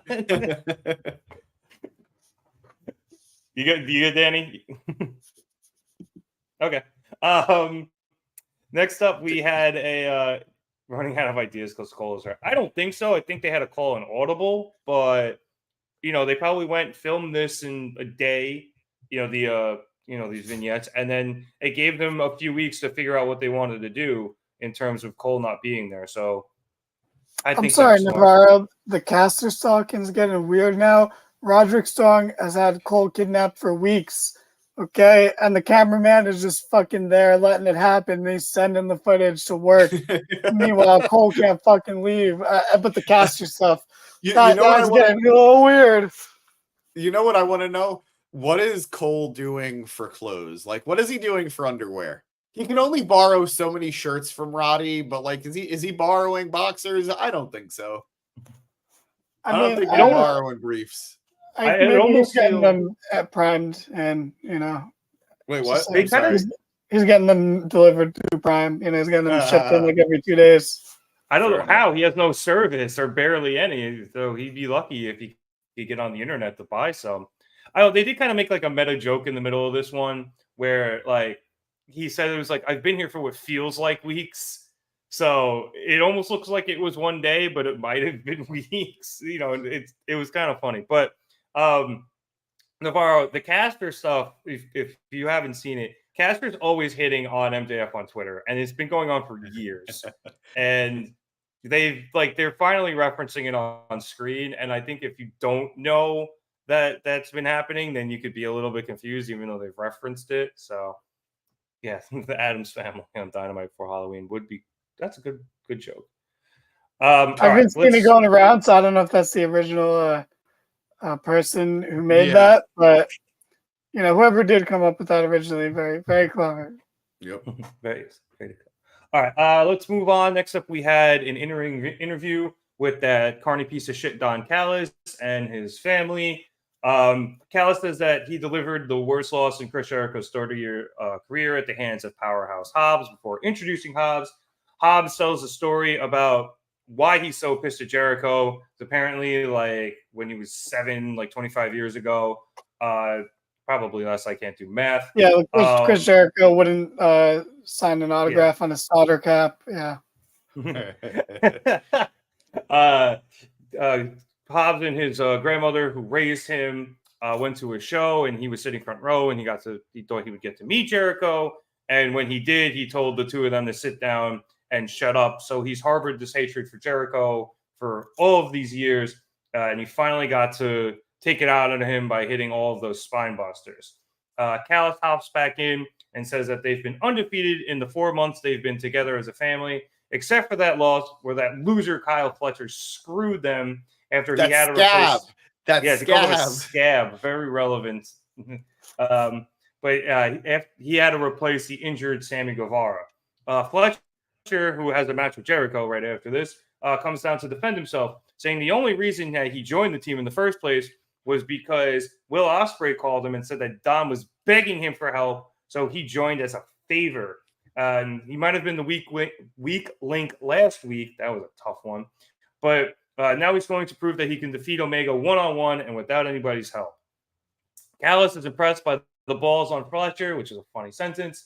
So he says that if Fletcher can win, that they might have a business opportunity for him next week. We then jump into Kenny Omega versus Kyle Fletcher. That carny piece of shit and his family stuck around on commentary. This was a really, really good match. James, I know you're very high on Fletcher, and I think Kenny Omega brought out the best in him tonight. We had some really good spots. I like the one where Fletcher was able to seemingly escape the "you can't escape," but then Kenny was able to recover and hit the moonsault to the outside where Fletcher was. Instead, that's when he said, "Fucking somebody was talking over here." Excuse me, talking over him. Eventually, later in the match, we have Kenny countered a hammerlock, and he hit a knee to the back, a power bomb, and then a quick V trigger. But Fletcher was able to kick out of that. Kenny hit another V trigger, but Fletcher counters the one winged angel with a sleeper. Eventually, Kenny's able to get out of that. We have a little bit more back and forth, and then both men start hitting the ropes. Kenny ducks a couple of lariat attempts before hitting a nasty running V trigger, and then getting Fletcher up for the one winged angel and the win. And then back on commentary, that Carney piece of shit was just flipping a shit that Fletcher lost. Absolutely went off on him. So, James, like I said, I thought Fletcher looked great here. It's kind of sucked for him that his tag partner in Davis has been hurt, but I think they've done a good job inserting him to a high-profile feud in a place that makes sense, in terms of the relationship between Ospreay and Callis. And then we finally get him in a one-on-one match where he can truly shine against one of the great talents in the world. And he absolutely fucking delivered and, was able to have a great, great match with Kenny Omega. Oh no, absolutely. This delivered for me in a lot of ways because I think it's going to do some great setup for the eventual split for Will Ospreay from the Don Callis family. So yes, by the way, this was my favorite spot of the match. Yeah, I love the power bomb. Yeah, I love the power. All of this was fantastic. But yeah, the power bomb. I skipped the poison. Yeah, that was a great spot too. But this whole sequence was incredible. Is Kenny 40? I think he's close to it, but I don't think. Yeah, I think he actually. 38. Yeah, I thought he was 38 too. But I'll get on it. This was an incredible matchup. You said it. I am very high on Fletcher. And AEW, I really appreciate that when one half of a tag team goes down, AEW just doesn't abandon the other half of the tag team. They find places for them, and it helps them flourish. I know we all kind of, even I do it, we kind of all joke about Dante Martin, but he really benefited from his brother's untimely injuries, and his loss was his gain. What was that? Yeah, also apparently Kenny, I said in that singles run, yes. Also apparently Kenny just turned 40. So wow, that's God bless him. Yeah, it looked about 4 days ago or 3 days ago. I'm surprised you didn't just have that circled on your calendar as a national holiday, James. So you didn't send him a card? It's lost in Air Canada right now. It'll get there eventually. Happy birthday, Tyson. Wow. Okay, what a shoot there. Okay, you Mark. Jabroni Mark. I really enjoyed this match. I think Fletcher is a guy that has a great future ahead of him, and he served his part here well. He lost, and not just because it's Kenny that I'm really, really happy, but he lost, and he is furthering the story with Callis. He's furthering Kenny's story. He had a great matchup, in my opinion. So I think everybody's winning here. Callis's story is getting better. Kenny's story is getting better. Fletcher is getting to impress people with his work. And I think Producer Boy said it earlier in our chat, and I think he's right. I think if Davis didn't get hurt, they'd probably be the tag team champions right now. So yeah, I agree. Clearly this kid has a lot of upside, and I'm intrigued what happens next with him because he's pissed off the Callis family, and I don't know if he's going to work as a face because he is a really good heel, but maybe he could. So lots of exciting possibilities coming out of this week, and very excited to see the tides possibly turning on Kenny Omega's bad year. Yeah, it seems like we're getting a little bit of a hint of that, Danny. Can I ask you a favor? Because I gotta have a quick sidebar with James, but can you can you find out how old Kyle Fletcher is for me? Yeah, sure, I got you. Okay, James, real quick. Look, we're gonna take that again, and I feel like once again you were a little too subdued there. Let's just go at it with a little over the top fanboy, oh my god, my favorite wrestler won sort of reaction, and Nick, go with that. You don't have to be poignant. I just go with that. So let's give it a clap for Sam. I'll give one more, and after that you can go. All right. Guys, Kenny you're 24 Omega- years old. Sorry. Oh my stepped god! on my Okay. take. Oh He my god! stepped. Oh my god! I'm gonna go Christian Bale on this bitch. Get off my set. I'm talking. You're walking in my frame. I got the light there. What the? No, I love you, Nick. You'll never work in this town again, my guy. What the hell? All right, one more time, James, please. I'm so happy Kenny Omega won. That's my boy. I've been waiting for it for so long. He looked dominant. He hit all my favorite stuff. When was the last time we saw a one-winged angel? It's been a while because he hasn't won in forever. So this was awesome. I'm really happy. And more of this with Kenny, please. Okay, that was better. It felt like you were holding that smile on the whole way through. So that was much better. But 24 years old. Insane. Guys, Kyle Fletcher's 24 years old. I would still ID that dude because he looks like a child. And since he looks like a child, let me ask you guys, Rev, would you fight him? You're like so much bigger than him, dude. No, I have far too many concussions to fight anybody. Oh my god. Let's say you didn't. This is a hypothetical world anyway. How tall is Fletcher was taller than everybody in the ring. And Rev's taller than everyone. I'm 6'2". I'm tall. I'm not that tall. You're lying. There's no way you're only 6'2". I think we've had this exact 6'2". conversation, and it's gone this exact way. Because my brother's 6'4", and I'm supposed to be, but my Danny, you're right. Yeah, this is all. Yeah, this is way too familiar, and it's almost verbatim. I have to do this. Yeah, it's the same shtick every time. But anyway, Fletcher's a little child, and that's cool. So that, first of all, if you really want Fletcher to have a singles career, he needs to be adopted by Christian Cage ASAP, because he's no Dominic Mysterio, he's no Hook, he's no Nick Wayne apparently. All right, like I know everyone likes him as a great wrestler, but like my dude is the most average looking white guy I've ever seen. You know, I'd hate to use bad wrestler terminology, but does my guy pass the airport test? No, he doesn't even. I don't even know if he's passed a driver's test. Okay, but yeah, I don't believe they were going to win the tag titles. I still don't believe that. I think everything weird about this has nothing to do with them. I think they're a non-factor. They lost to a kangaroo kick like a few weeks prior. Just keep that in mind, please, when you make claims like that. That they're going to lose the meaningless tag titles to win the important ones after losing to a kangaroo kick. And then but the kangaroo kick's over. That's true. Yeah, that's a fair point. That's a fair point. MJF said that later in the night. That's fine. Bringing it up. Yeah, and that's a fair point. But just keep it in mind, you know. When you make claims like that, just think about these things after you say them. You know, before you say them, ideally, but even just after, you know. They're gonna have like a Hall of Fame career. They'll be on stage accepting their Hall of Fame induction. Danny's in the crowd. Danny's not even in the crowd because he wouldn't care to be there. But he types on Twitter.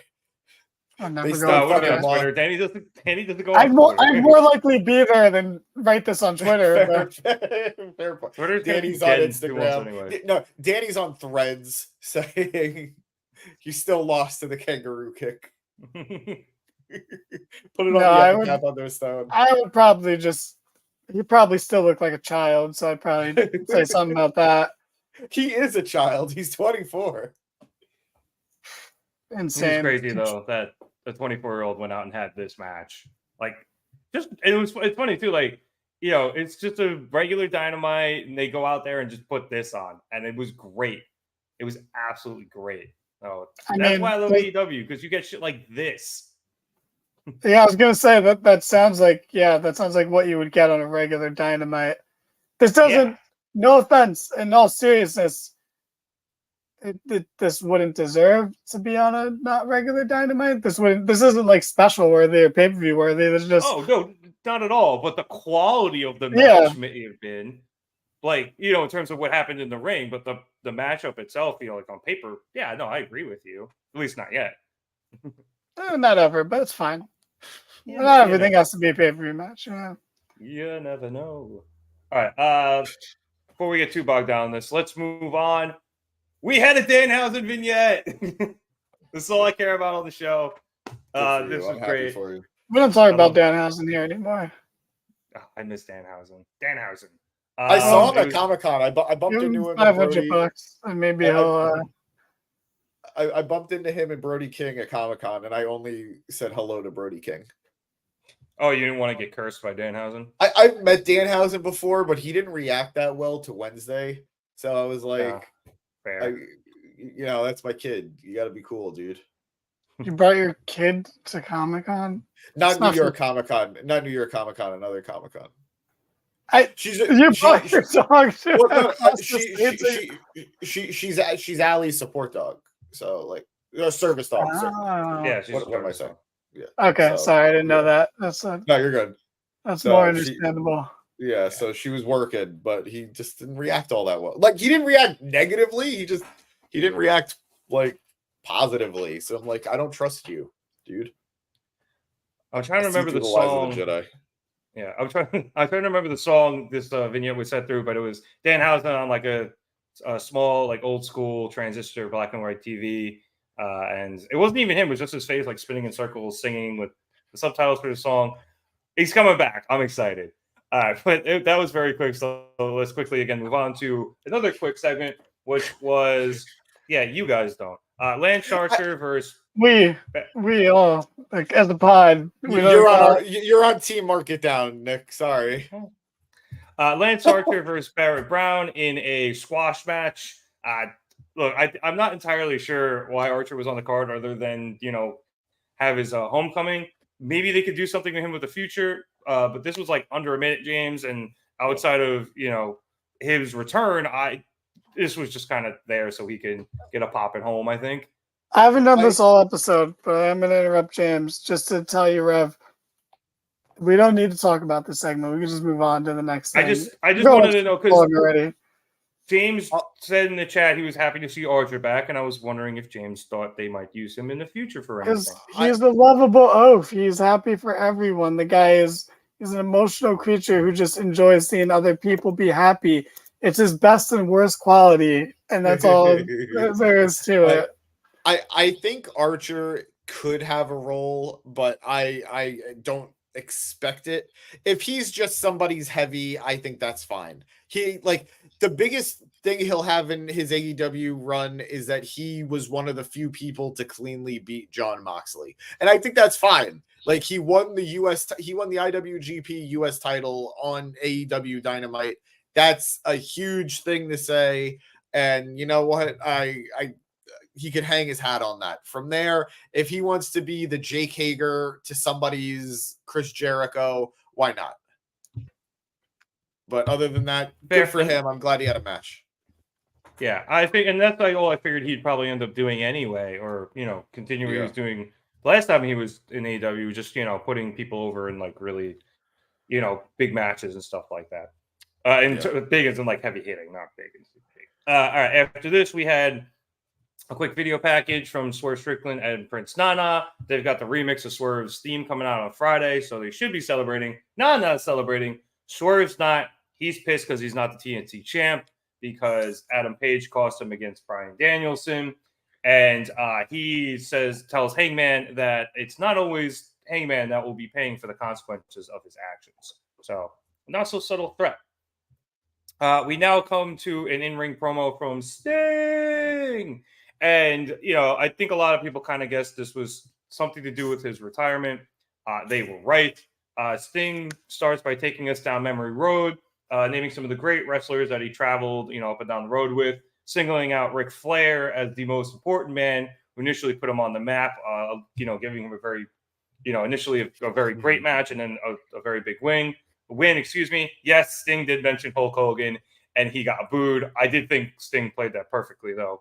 Yeah, no, I that was amazing. He handled it like a Yep. pro, and he handled it He like a did. gentleman too. Yeah, he was like, I get it, but the guy did a lot for me, so I have, I respect him for that. Sting then danced around the word retirement. Jesus Christ, Nick. Before he finally addressed it, saying that the first one never really sat well with him. So he announces that he after his first match to mirror that was in AEW was at Revolution. I think he said 2021. His final match will officially be at Revolution 2024. So we get a few more months of Sting, Danny. Hopefully this run is good, but I think everything we've gotten with him has been absolutely phenomenal. This I don't want to. I guess we can only almost kind of call it extra time after we had that initial retirement back in 2015. He's been able to end his career on such a great note and a note that he wants to. And I'm sad to see him go, but I think he's smart enough to know when he's done, and I'm not sure he wants to overstay his welcome.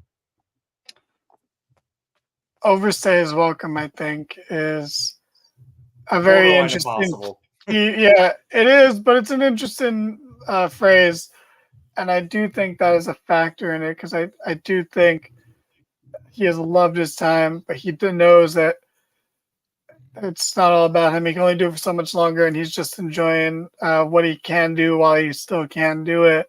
Mm-hmm. And you don't want to overstay welcome in a situation like that because it's almost perfect. It's been almost perfect so far. And I say almost perfect because I just don't want to be hyperbolic, but there's nothing I would change about what's happened with Sting's run. And if this ends the way I assume it's going to end, I wouldn't change a thing. If this ends with him facing Darby one-on-one, putting over Darby, it's the only person to beat Sting in his entire run. That's amazing. Sting was my childhood favorite before Kane. Because I was a WCW kid, because I'm a Mets fan, and that's just the life I live. But I love Sting. The first wrestling show I ever went to, I painted my face like Sting.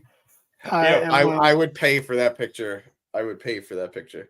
Yeah, it is kind of funny. WCW had a pretty good run in the late '90s before finally being eventually defeated in 2000 by WWE. That bullshit. Honestly, not even true history. They didn't really get defeated by WWE. Ted Turner just left.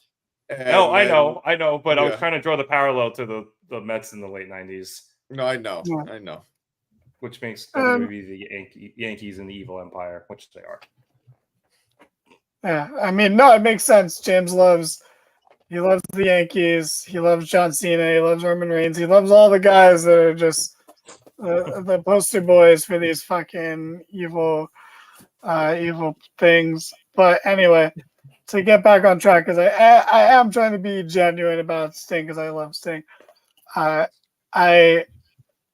really admired this run, and literally the only thing that it's just unfortunate that it happened during pandemic times and it wasn't a full crowd. It was the Daly's Place mini crowd, but.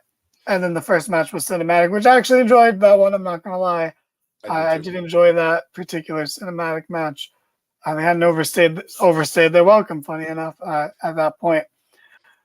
But one thing I will say about Sting and AEW, literally the most legendary interaction in company history, I think. I can't think of many things that top this. But this is one of those moments that truly did show that Sting gets it. Sting gets how wrestling has evolved, and he understands. His fingers are on the pulse.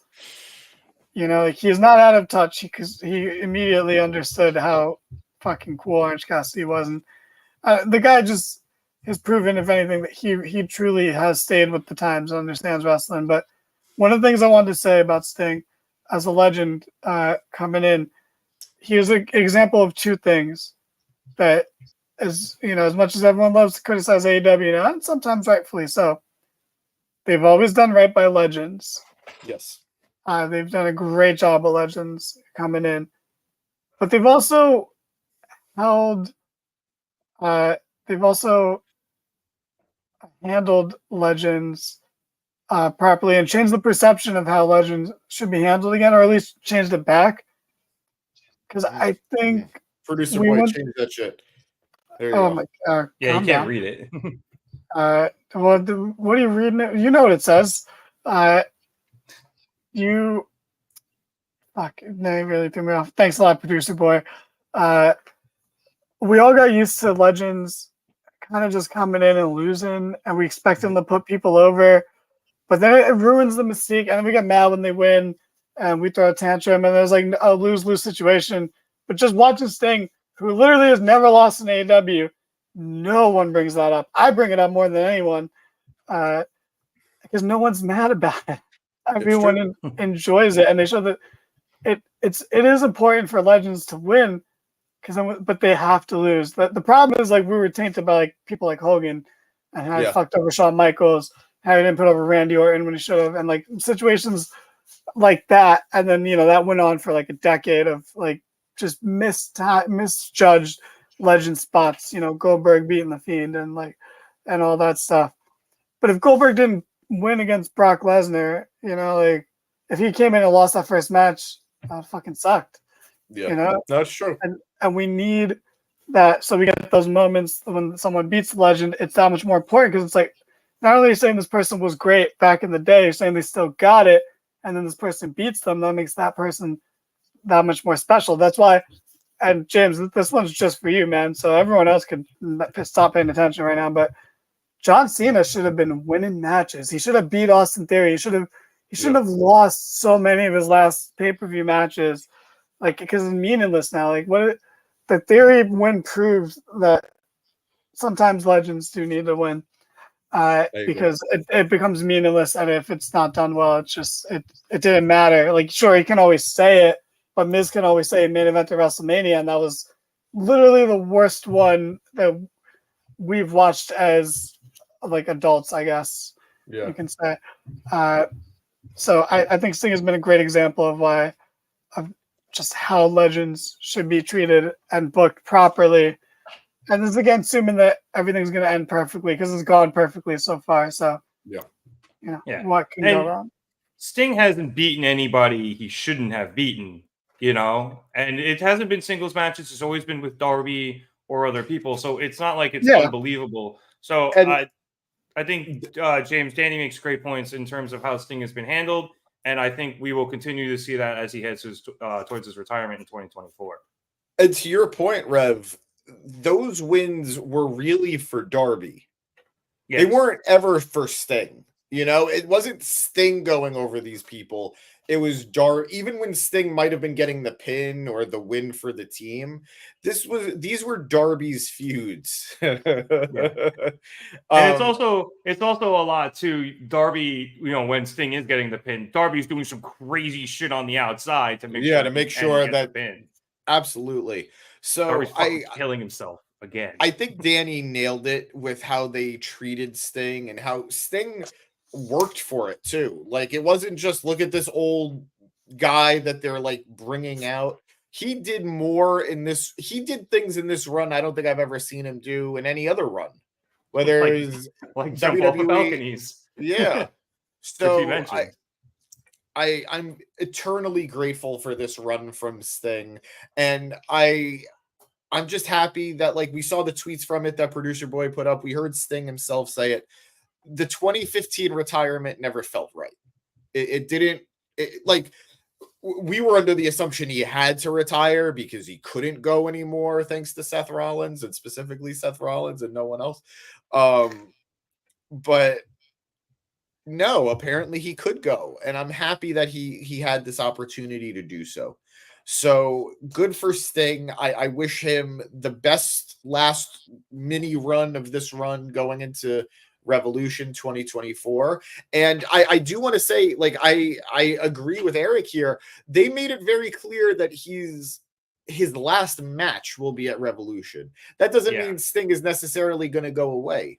He could just stay on as a manager and come in from time to time. He could Jake Roberts it for Darby. I don't know. But I am very much looking forward to it. And even though I know it's 100% wrong, I would love to see it if Sting just for the lulz beat Darby. It would just kind of be hilarious, even though that he would never do that. He would put Darby over. This has been a dream of a run. He would, because he's not like someone like Jeff Hardy who would beat Darby when it doesn't make sense to beat Darby in a singles match. And I don't know what I did there. What I would did I? Ow. But anyway, my only crime was being happy. Throwback. No, I think it'd even be cool if Sting kind of came around every once in a while, just as like the way he used to. Something like crazy's going on, and everything needs to be set right, and Sting just appears and beats the shit out of somebody with a bat, and balance is restored. Like fucking Godzilla just showing up. Like balance is restored to the world. It'd be great if he would just randomly appear in that capacity. Sometimes to help Darby, or maybe sometimes to just level somebody that needs to be leveled because they're fucking up. So I don't know. I think Sting will be around. He's obviously he's a great wrestling mind, and I'm sure Tony Khan will probably continue to bounce ideas off of him. And I'd like to see him continuously in some capacity on screen. When he does feel like showing up. I gotta disagree with Dev. I do too. I do too. I think I think it ended up working out better for him. Nick, you go for it then. Okay, but I was gonna agree with Dev's second point here that it's not even so much that he didn't believe in Sting in 2015. It was more so that he just fucking hates WCW so much that Sting was never gonna do well in WWE because Vince just wouldn't allow it to happen. There is one reason and one reason only we would have wanted 2000 Sting, and that was so we could have gotten Sting versus Taker. But truth be told, I'm glad we never got it because Taker was going to win. So I'm A-okay with how this played out. Quite frankly, I don't know if this is a hot take or not. I kind of even wish Sting never went to WWE in the first place. Like at any point, I think it would have been better if he did it. I kind of agree with that. The only thing I would have missed is I'm sure you were there too, but I was at the Raw where he appeared from under Seth Rollins' statue. I watched that. Wait, no, I don't even remember now. No, I was there for it. I was there for it. Yeah. I watched it. I wasn't there. That was awesome. Also, that's not Sting. It's a picture of Sting. We did get some great memes out of his WWE run. It's just that he didn't win a match. He did. He won one match. What match did he win? He won two matches. So he's 2-2. He won both of his matches on the same Raw. That he won by countout against Big Show, and then that turned into a tag team match where he teamed with Cena against Big Show and Seth. And they won the tag team match. But he lost the match against Triple H, and then he lost the match to Seth. Man, my opinion of Triple H would be so much different if he just fucking lost that match. It also should have been booked way differently, but that's besides the point. I can tell you as somebody who was at that WrestleMania match, like almost as soon as the match was over, the goggles came right off. Like I'm watching that match as it's happening. I'm like, oh my fucking God, there's the NWO. Yeah. There's DX. This is fucking crazy. And then as soon as the bell rang, I'm like, none of this made sense. Why would NWO have sense? Yeah. It didn't make sense. The only good thing about that was JBL had the wherewithal to say, but whose side are they on? Seriously. The rest of it made no sense. Sting literally cut a promo 2 weeks earlier saying how this wasn't about WWE versus WCW. That went out the fucking window real quick. It was a mess. And I don't think anybody blames Sting for that, so I don't think anyone will consider it a blemish on his career. But it wasn't the best of times for him. But after that, getting this run, I think really, as I said earlier, allows him to go out on his own terms. It allows him to go out in a much more positive light. So we'll have plenty of time to talk about this as we head towards Revolution next year. For now, let's move on. We got a new silent film from Timeless Tony Storm, Gone with the Storm. Once again, interesting move, doing it in the picture-in-picture. I think it's very clever, even though it's a little weird they're doing it in picture-in-picture, because I feel like it deserves more. But still pretty clever. RJ City was in this one. He was a co-star. And they made a joke about him giving her a pearl necklace, and for which RJ got slapped, and then he said the jewelry. So this was short, but it was amazing, and Tony was absolutely great in it. Why did she eat the banana that way, though? Yeah, that was a weird one. There's some kid in college football who eats bananas like that, and it's the weirdest fucking thing. Yep, there's the joke. There's him getting slapped, at least. We then came back from commercial to a sit-down interview conducted by good old JR, Jim Ross, with Nick Wayne and his mother, whose name I don't think they ever said, so I just called her Mrs. Wayne. The JR starts with Miss Wayne, and she is shocked and appalled that Nick would do this, saying she doesn't understand why he did it and that this isn't the way to go about things. Nick responds that he was always in Darby's shadow, and everybody always congratulated Darby for things that he did, like, getting to AEW. Everyone went to Darby and congratulated him for getting Nick there. So now it's time, to ditch Darby and prove himself. Christian comes in and goes, yes, Nick says that he's found a new father figure, one better than his old father. And then Christian comes in and says, it's time to go home, son. And as we see, Nick Wayne gets up to leave. Nick's mom tries to stop him, and then Nick shoves her off. So she hauls off and slaps him. Nick responds to that by saying that she's dead to him. And then they leave and they go through a door. And Christian, as he closes it, tells Mrs. Wayne that she should have called. Mrs. Wayne then goes up to the door and we hear fighting. And she opens it to reveal that Darby has jumped the two of them. He's taking Christian out and he is attacking Nick Wayne. This eventually goes up and out onto the stage and down the ramp after we went back to commentary really quick. And as Darby's beating up Nick Wayne, he gets blindsided by Luchasaurus. Sting then comes back out and he takes out Christian right at the knee, which is in the smoothest way possible. I think he literally right? just did a leg sweep, and it was perfect. He did, and it was awesome. And they start duking it out a bit. Eventually, they go into the ring together, and Sting gets into Scorpion Deathlock, but Luchasaurus is able to pull Christian out. And then it was then revealed that Nick Wayne has a seriously bloody mouth, possibly losing a tooth. He broke the tooth. One of the teeth broke. Yeah. So I don't know if that was real or shoot.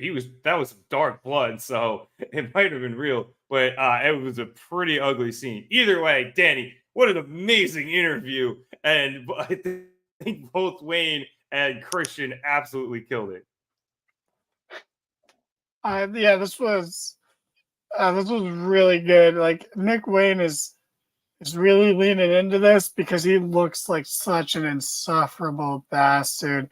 He does. Looks like the most, and this is going to be rich coming from one of you guys, not me, but he looks like the most like generic looking YouTuber you've just ever seen.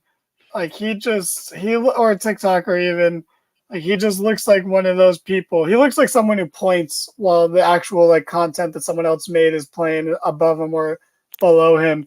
He looks like he puts that sort of effort into things. He looks like he would like hang out with David Dobrik or something. So he just looks so unlikable, and it's just like I'm loving that wrestling has evolved to the point where they realize that young people are insufferable, and that you need to turn them heel if you want to thrive. Yeah. These little Gen Z pieces of shit, and that's what he looks like. He's got the Gen Z hair. He's wearing a fucking puka shell necklace. I didn't even know those were back in. Like he looks like a insufferable little Gen Z shit, and he's playing it great. James, don't comment on what's in or what's not in right now. Okay, especially when you don't understand Generation Z as they're known. but it's just great, and like it just covers his weaknesses because if he's otherwise, I assume the kid's gonna everything. If as a babyface, everything he'd say would sound cringy, and I couldn't buy into it. You turn him heel, and it's like even if he sounds cringy, that just works because he's a heel. So it doesn't matter that he's being a rebellious teen, but we know he's 24 now, and he's going through his "I hate you, mom" phase. That's great for a weak link in a 3-man group right now. Is fucking perfect. This guy is way better off with his new dad. He's in such a good spot, and not a completely terrible performance by the mom. Exactly. We should. It's insane to say, but these young kids should be striving to be Dominic right now. It's wild that that's like not even really an insult. I think it's so weird. It's his own take too, James. It's not like he's just blatantly ripping him off. No, absolutely. I think the inspiration was definitely there, and they knew they needed to turn him heel sooner than later. And they were smart that they never really gave the crowd the opportunity to turn on him because he didn't ever really speak on the mic as a babyface. He didn't really have any moments to shine as a babyface on his own. He was always Darby's sidekick. So it wasn't like Dom, where the crowd very clearly turned on Dom before he turned heel. Nick Wayne. Exactly. It was a Telenova performance. Yeah. Exactly. I said it in our chat. JR definitely got more pissed off and more energetic at the verbal disrespect levied towards Nick's mom than when Kenny Omega got like fucking destroyed by Bullet Club Gold and Takeshita, and he's just looking out like, that was JR.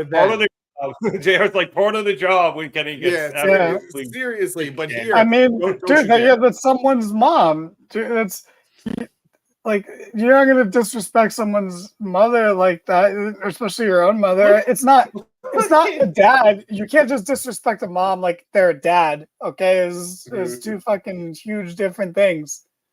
All right, dads are the ones you insult.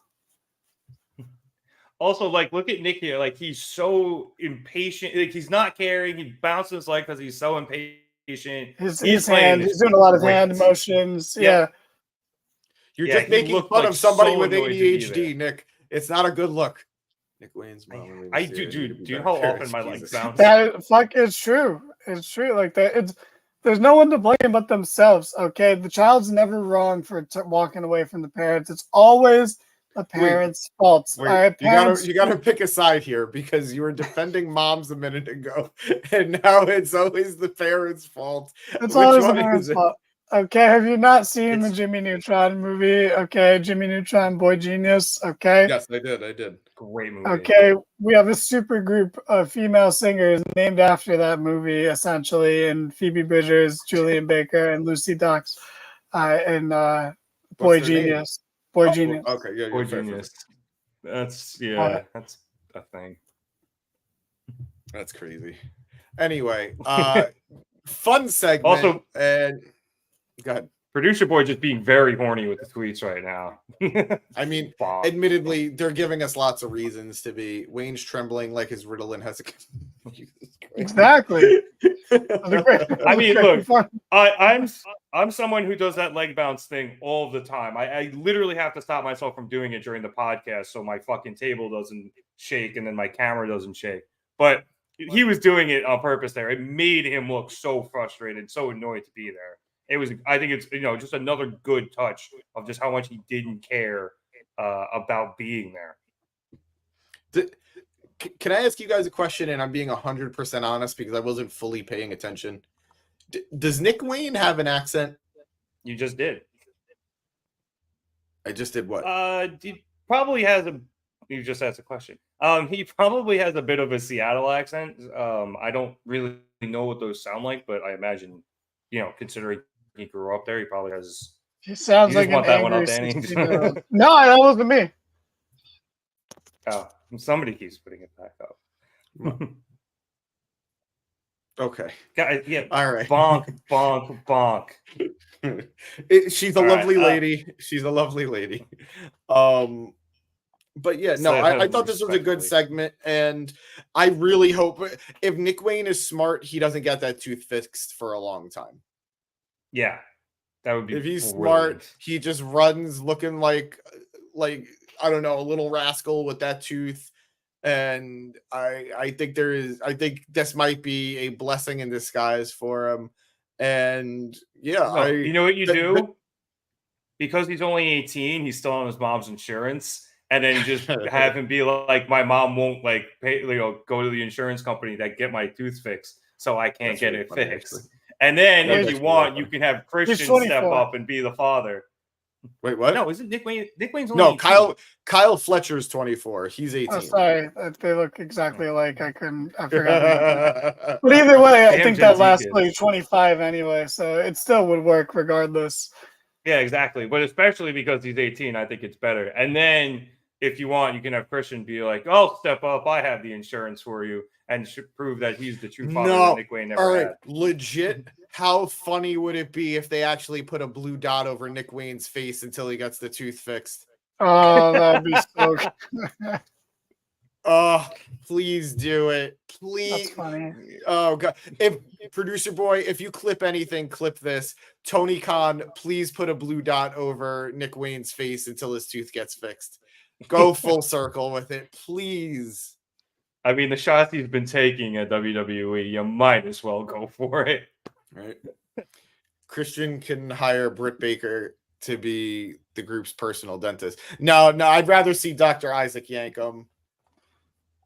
Wow, James wants Kane in AEW. That's good to hear. I mean, I also do, but I that would actually be awesome if Britt was still heel, actually, because she would bounce off of someone like Christian. Yeah. But instead, she's whittling away, doing nothing. But yeah. All right. Enough of being horny about Nick Wayne's mom. Because we've been on for a while, so let's quickly. I mean, no, Danny wanted to be horny about Nick Wayne's mom real quick. Give him his chance. I was just gonna say, I guess Nick Wayne got his looks from his dad. Yeah, I think that's fair.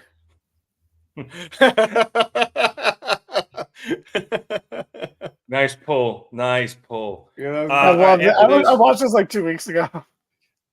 It's an evergreen commercial. After this, yep. During he hits him with the reverse atomic drop. During the rundown for the next couple of weeks shows, we had a quick backstage interview with the Best Friends and Hook. Statlander announced that she'll be facing Willow Nightingale at Battle for the Belts, saying that she respects and knows Willow and she deserves a shot. Renee asked Orange Cassidy about defending the AEW International Championship. He's going up against the winner of a triple threat. And with a little help from Chucky T, Orange says that he don't know what it's got until it's gone, and that he didn't understand that until he lost the title. And now he's going to go back to defending it. It mentions that he has unfinished business. Something Moxley. And finally, we get to the main event, which was the Diamond Dozen Battle Royal. We had MJF on commentary, which he briefly left to go down to the ring and bribe Dustin Rhodes to try to eliminate Juice Robinson. Unfortunately, no, it wasn't about eliminating him. It wasn't about eliminating him. Oh, it's just about hitting him in the nuts. Yeah. Oh, it was just strictly that? I thought it was. Yeah. On commentary, they were trying to sell it that he was trying to eliminate him. But I thought well, because commentary dropped the fucking ball. They didn't get it. Fair. But he did hit that, and he did kick him in the balls. We also got a nice spot from Dustin and Trent where they teamed up. Trent hit a half and half, and then Dustin hit a destroyer on Daniel Garcia before giving the people what they want. And then that actually led into an interesting subplot throughout this match where... Well, I thought that was a missed opportunity for like one of them to try to throw the other person out like after the hug and just immediately go from the hug to like trying to throw him out. It would have been Dustin to do it. Yeah. Yeah, it would have been. Yeah. But they actually teaming up there together. What's Trent's real name? Beretta. That's last name. In real life? Real name. Greg. It's Greg, right? I think maybe. It's been a while since I've heard it. Chucky T's real name is Dustin. Oh, that's so right. it was Chucky. It was Chucky and Dustin hugging regardless. Oh man, that was brilliant. Oh, Layers. I'm proud of myself on that one. Anyway, they actually okay. end up getting involved in an interesting subplot with the former members of the JAS, where Daniel Garcia and Daddy Magic were really clashing, mostly because Menard wouldn't let Garcia dance. So after Jake Hager gets eliminated, Garcia saves Menard. Garcia then tries to dance again, and again, Daddy Magic doesn't let him. But there's then a miscommunication between the two, where Garcia accidentally hits Daddy Magic while trying to hit Dustin Rhodes, and this allows Rhodes to eliminate Daddy Magic, and then Garcia immediately eliminates Dustin. This gets down to the final three, where it's Garcia, Juice Robinson, and Max Caster. We'll get to you in that in a second, Danny. We then finally have Garcia dance, but this leads him to be pretty much almost immediately eliminated by Juice. However, Caster is able to come in and clean that up, and Garcia is eliminated, leaving the final two of Caster and Juice. The two fight out on the apron because almost every AEW Battle Royal, I wrote this before it ended, has to end like this, but eventually they did make their way back into the ring when they both climbed to the top rope. Juice fell into the ring. Caster was able to hit the mic drop. However, it was right at this time that back near the commentary desk, MJF was attacked by Switchblade Jay White. The two of them get into it. It seems like MJF has the upper hand, and he finally gets back the Triple B. However, when he goes to hit Switchblade with it, Switch hits a low blow and is able to take Caster out. Able to take MJF out. All of this commotion distracts Caster back in the ring, and that allows Juice to put on his TJ Maxx ring, knock out Caster with the left hand of God, and eliminating him, giving him the win and the matchup for the Diamond Ring next week. And then the BCG join him in the ring to celebrate, and we see Switchblade has the World Championship back in his hand. So I accidentally skipped the most important thing about this match. Danny, what would you think of Max Caster's rap? Because I think this is one of his best ever. Oh man, I kind of agree with you. My only thing is that his heart's just not in it anymore. Like it almost feels like a chore for him to have to do this now. Yeah, the enthusiasm in his voice is not the same as it was like 2 years ago. It's you could almost tell that sometimes being a babyface makes it harder. This was an exception because he was on fire with this one, and he didn't just give the standard like set of bars he does where he added little extra rhymes at the end, almost like you would in like a real rap that wasn't following like a nursery rhyme like flow for the whole thing, so it's easy to understand. Yeah, so like that was really nice. So I'd probably give this one and probably like an 8.7 because I think he did a lot. He mentioned the Astros, and it would have been nice for Garbage Can Line, even though it's old news at this point. But heel Max Garbage Can Line, face Max no Garbage Can Line. yeah. Still risky. I mean, I didn't know what exact part of Texas they were in, so it's like I don't know. Like they're right facing the Rangers. It's either way. They're in Texas. It's Texas. Rosenberg, because they started chanting it during Sting's speech because he didn't say where they were, and they were upset. Yeah. So apparently that's right outside Houston. But yeah, I liked the Astros reference, and then he made a reference to everything that's been going on with Jada Pinkett Smith, which I thought was funny. And he shouted out Mattress Mac. And for those of you who don't know who Mattress Mac is, he is a bed and mattress store mogul down in Texas. He has millions of dollars, maybe even billions. And every year when one of the local teams makes the finals in whatever sport they're in, usually recently it's been the Astros, he places a large sum of money on that team to win. So the man made a few $100 million last year when the Astros ended up winning the World Series. And he's a really good guy. Like, he gives back to the community. So it was kind of cool to see Mattress Mac get shouted out. But besides the rap, Danny, I think this Battle Royal kind of followed the script we were all expecting to. There was a small chance Caster won, but I think obviously the Juice was the obvious play here. So for me, like, it was good, but it wasn't anything groundbreaking. I think the most interesting part of it was Jay attacking MJF, and that was the loop, the little wrinkle in it that differentiated it from some other battle royals AEW's had. This was the most forgettable battle royal they've had in a while. I'm not gonna remember any of this besides that I was just into.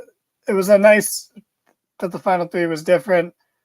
I like that Max was in it. I like that Juice won. And Daniel Garcia being there was adorable.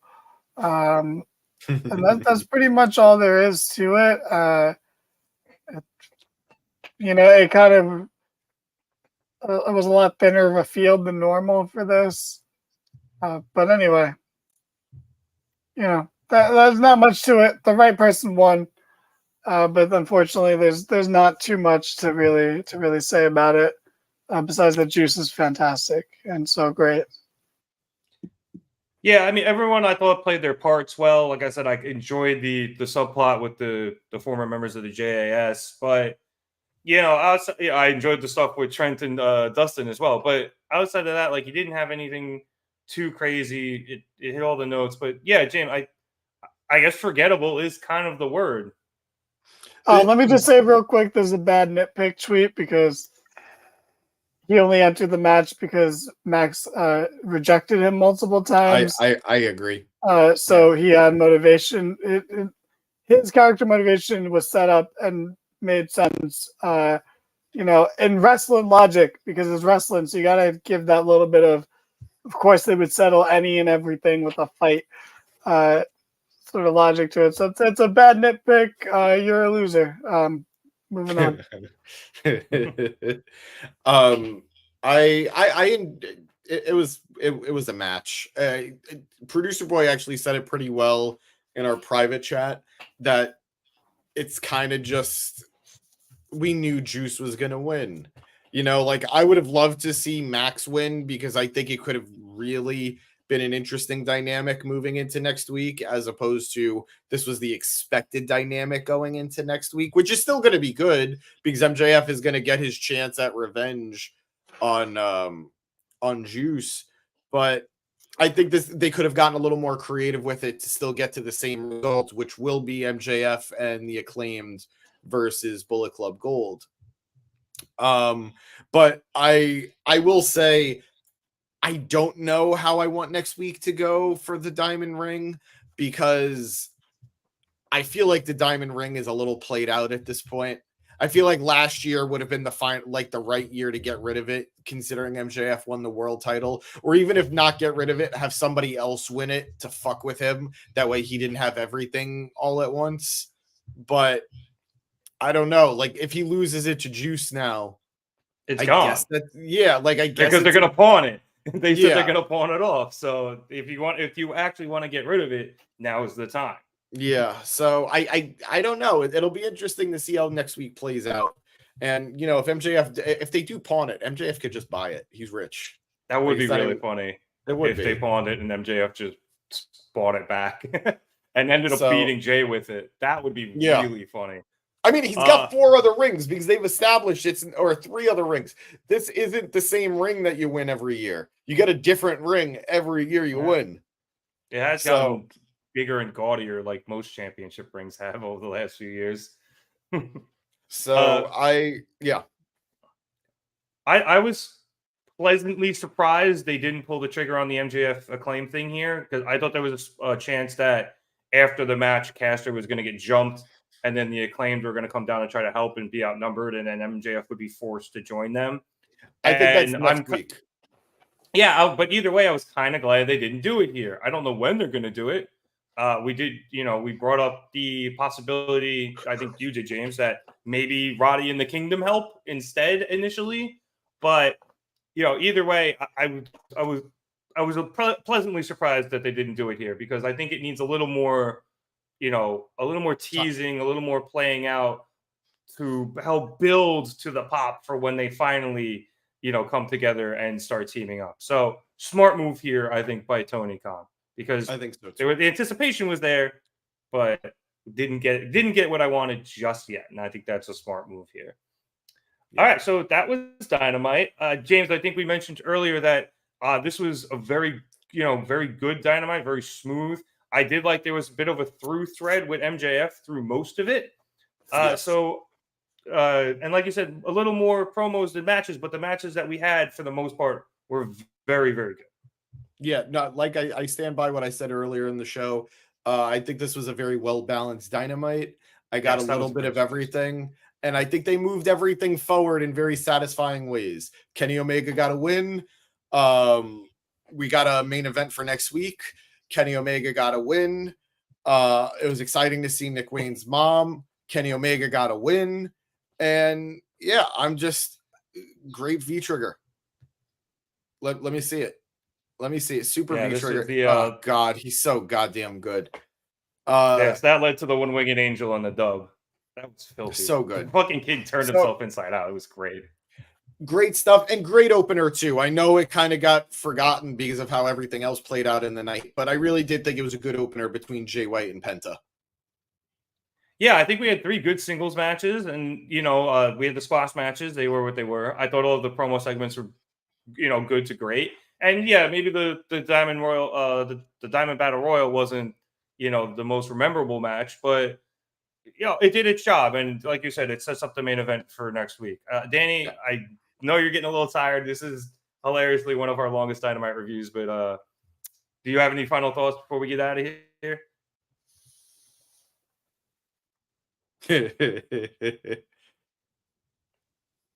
They lost this weekend, so the Ducks. Quack, quack, quack, quack, quack, Mr. Ducksworth. Sorry, Gio. But yeah, that was Dynamite. And like I said, hilariously, we only did 1 show this week instead of 2, and we still almost hit 3 hours. But I would like to thank everybody so much for watching us at the Marketon Podcast. That sentence got away from me, but like I said, we went long.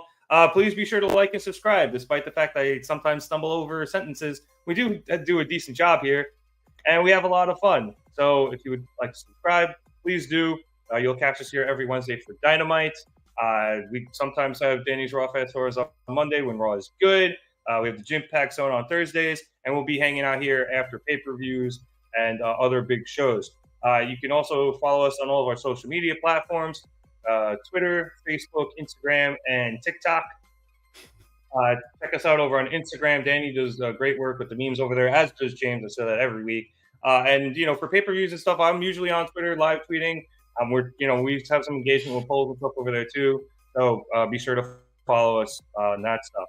I was really kind of enjoying the duck. Yeah, there's the duck. So for the duck and James Asante, my name is Nick Cummings. Thank you so much for watching us again here at the Marketon Podcast. Have a good night, everybody. Quack, quack, quack, quack, quack.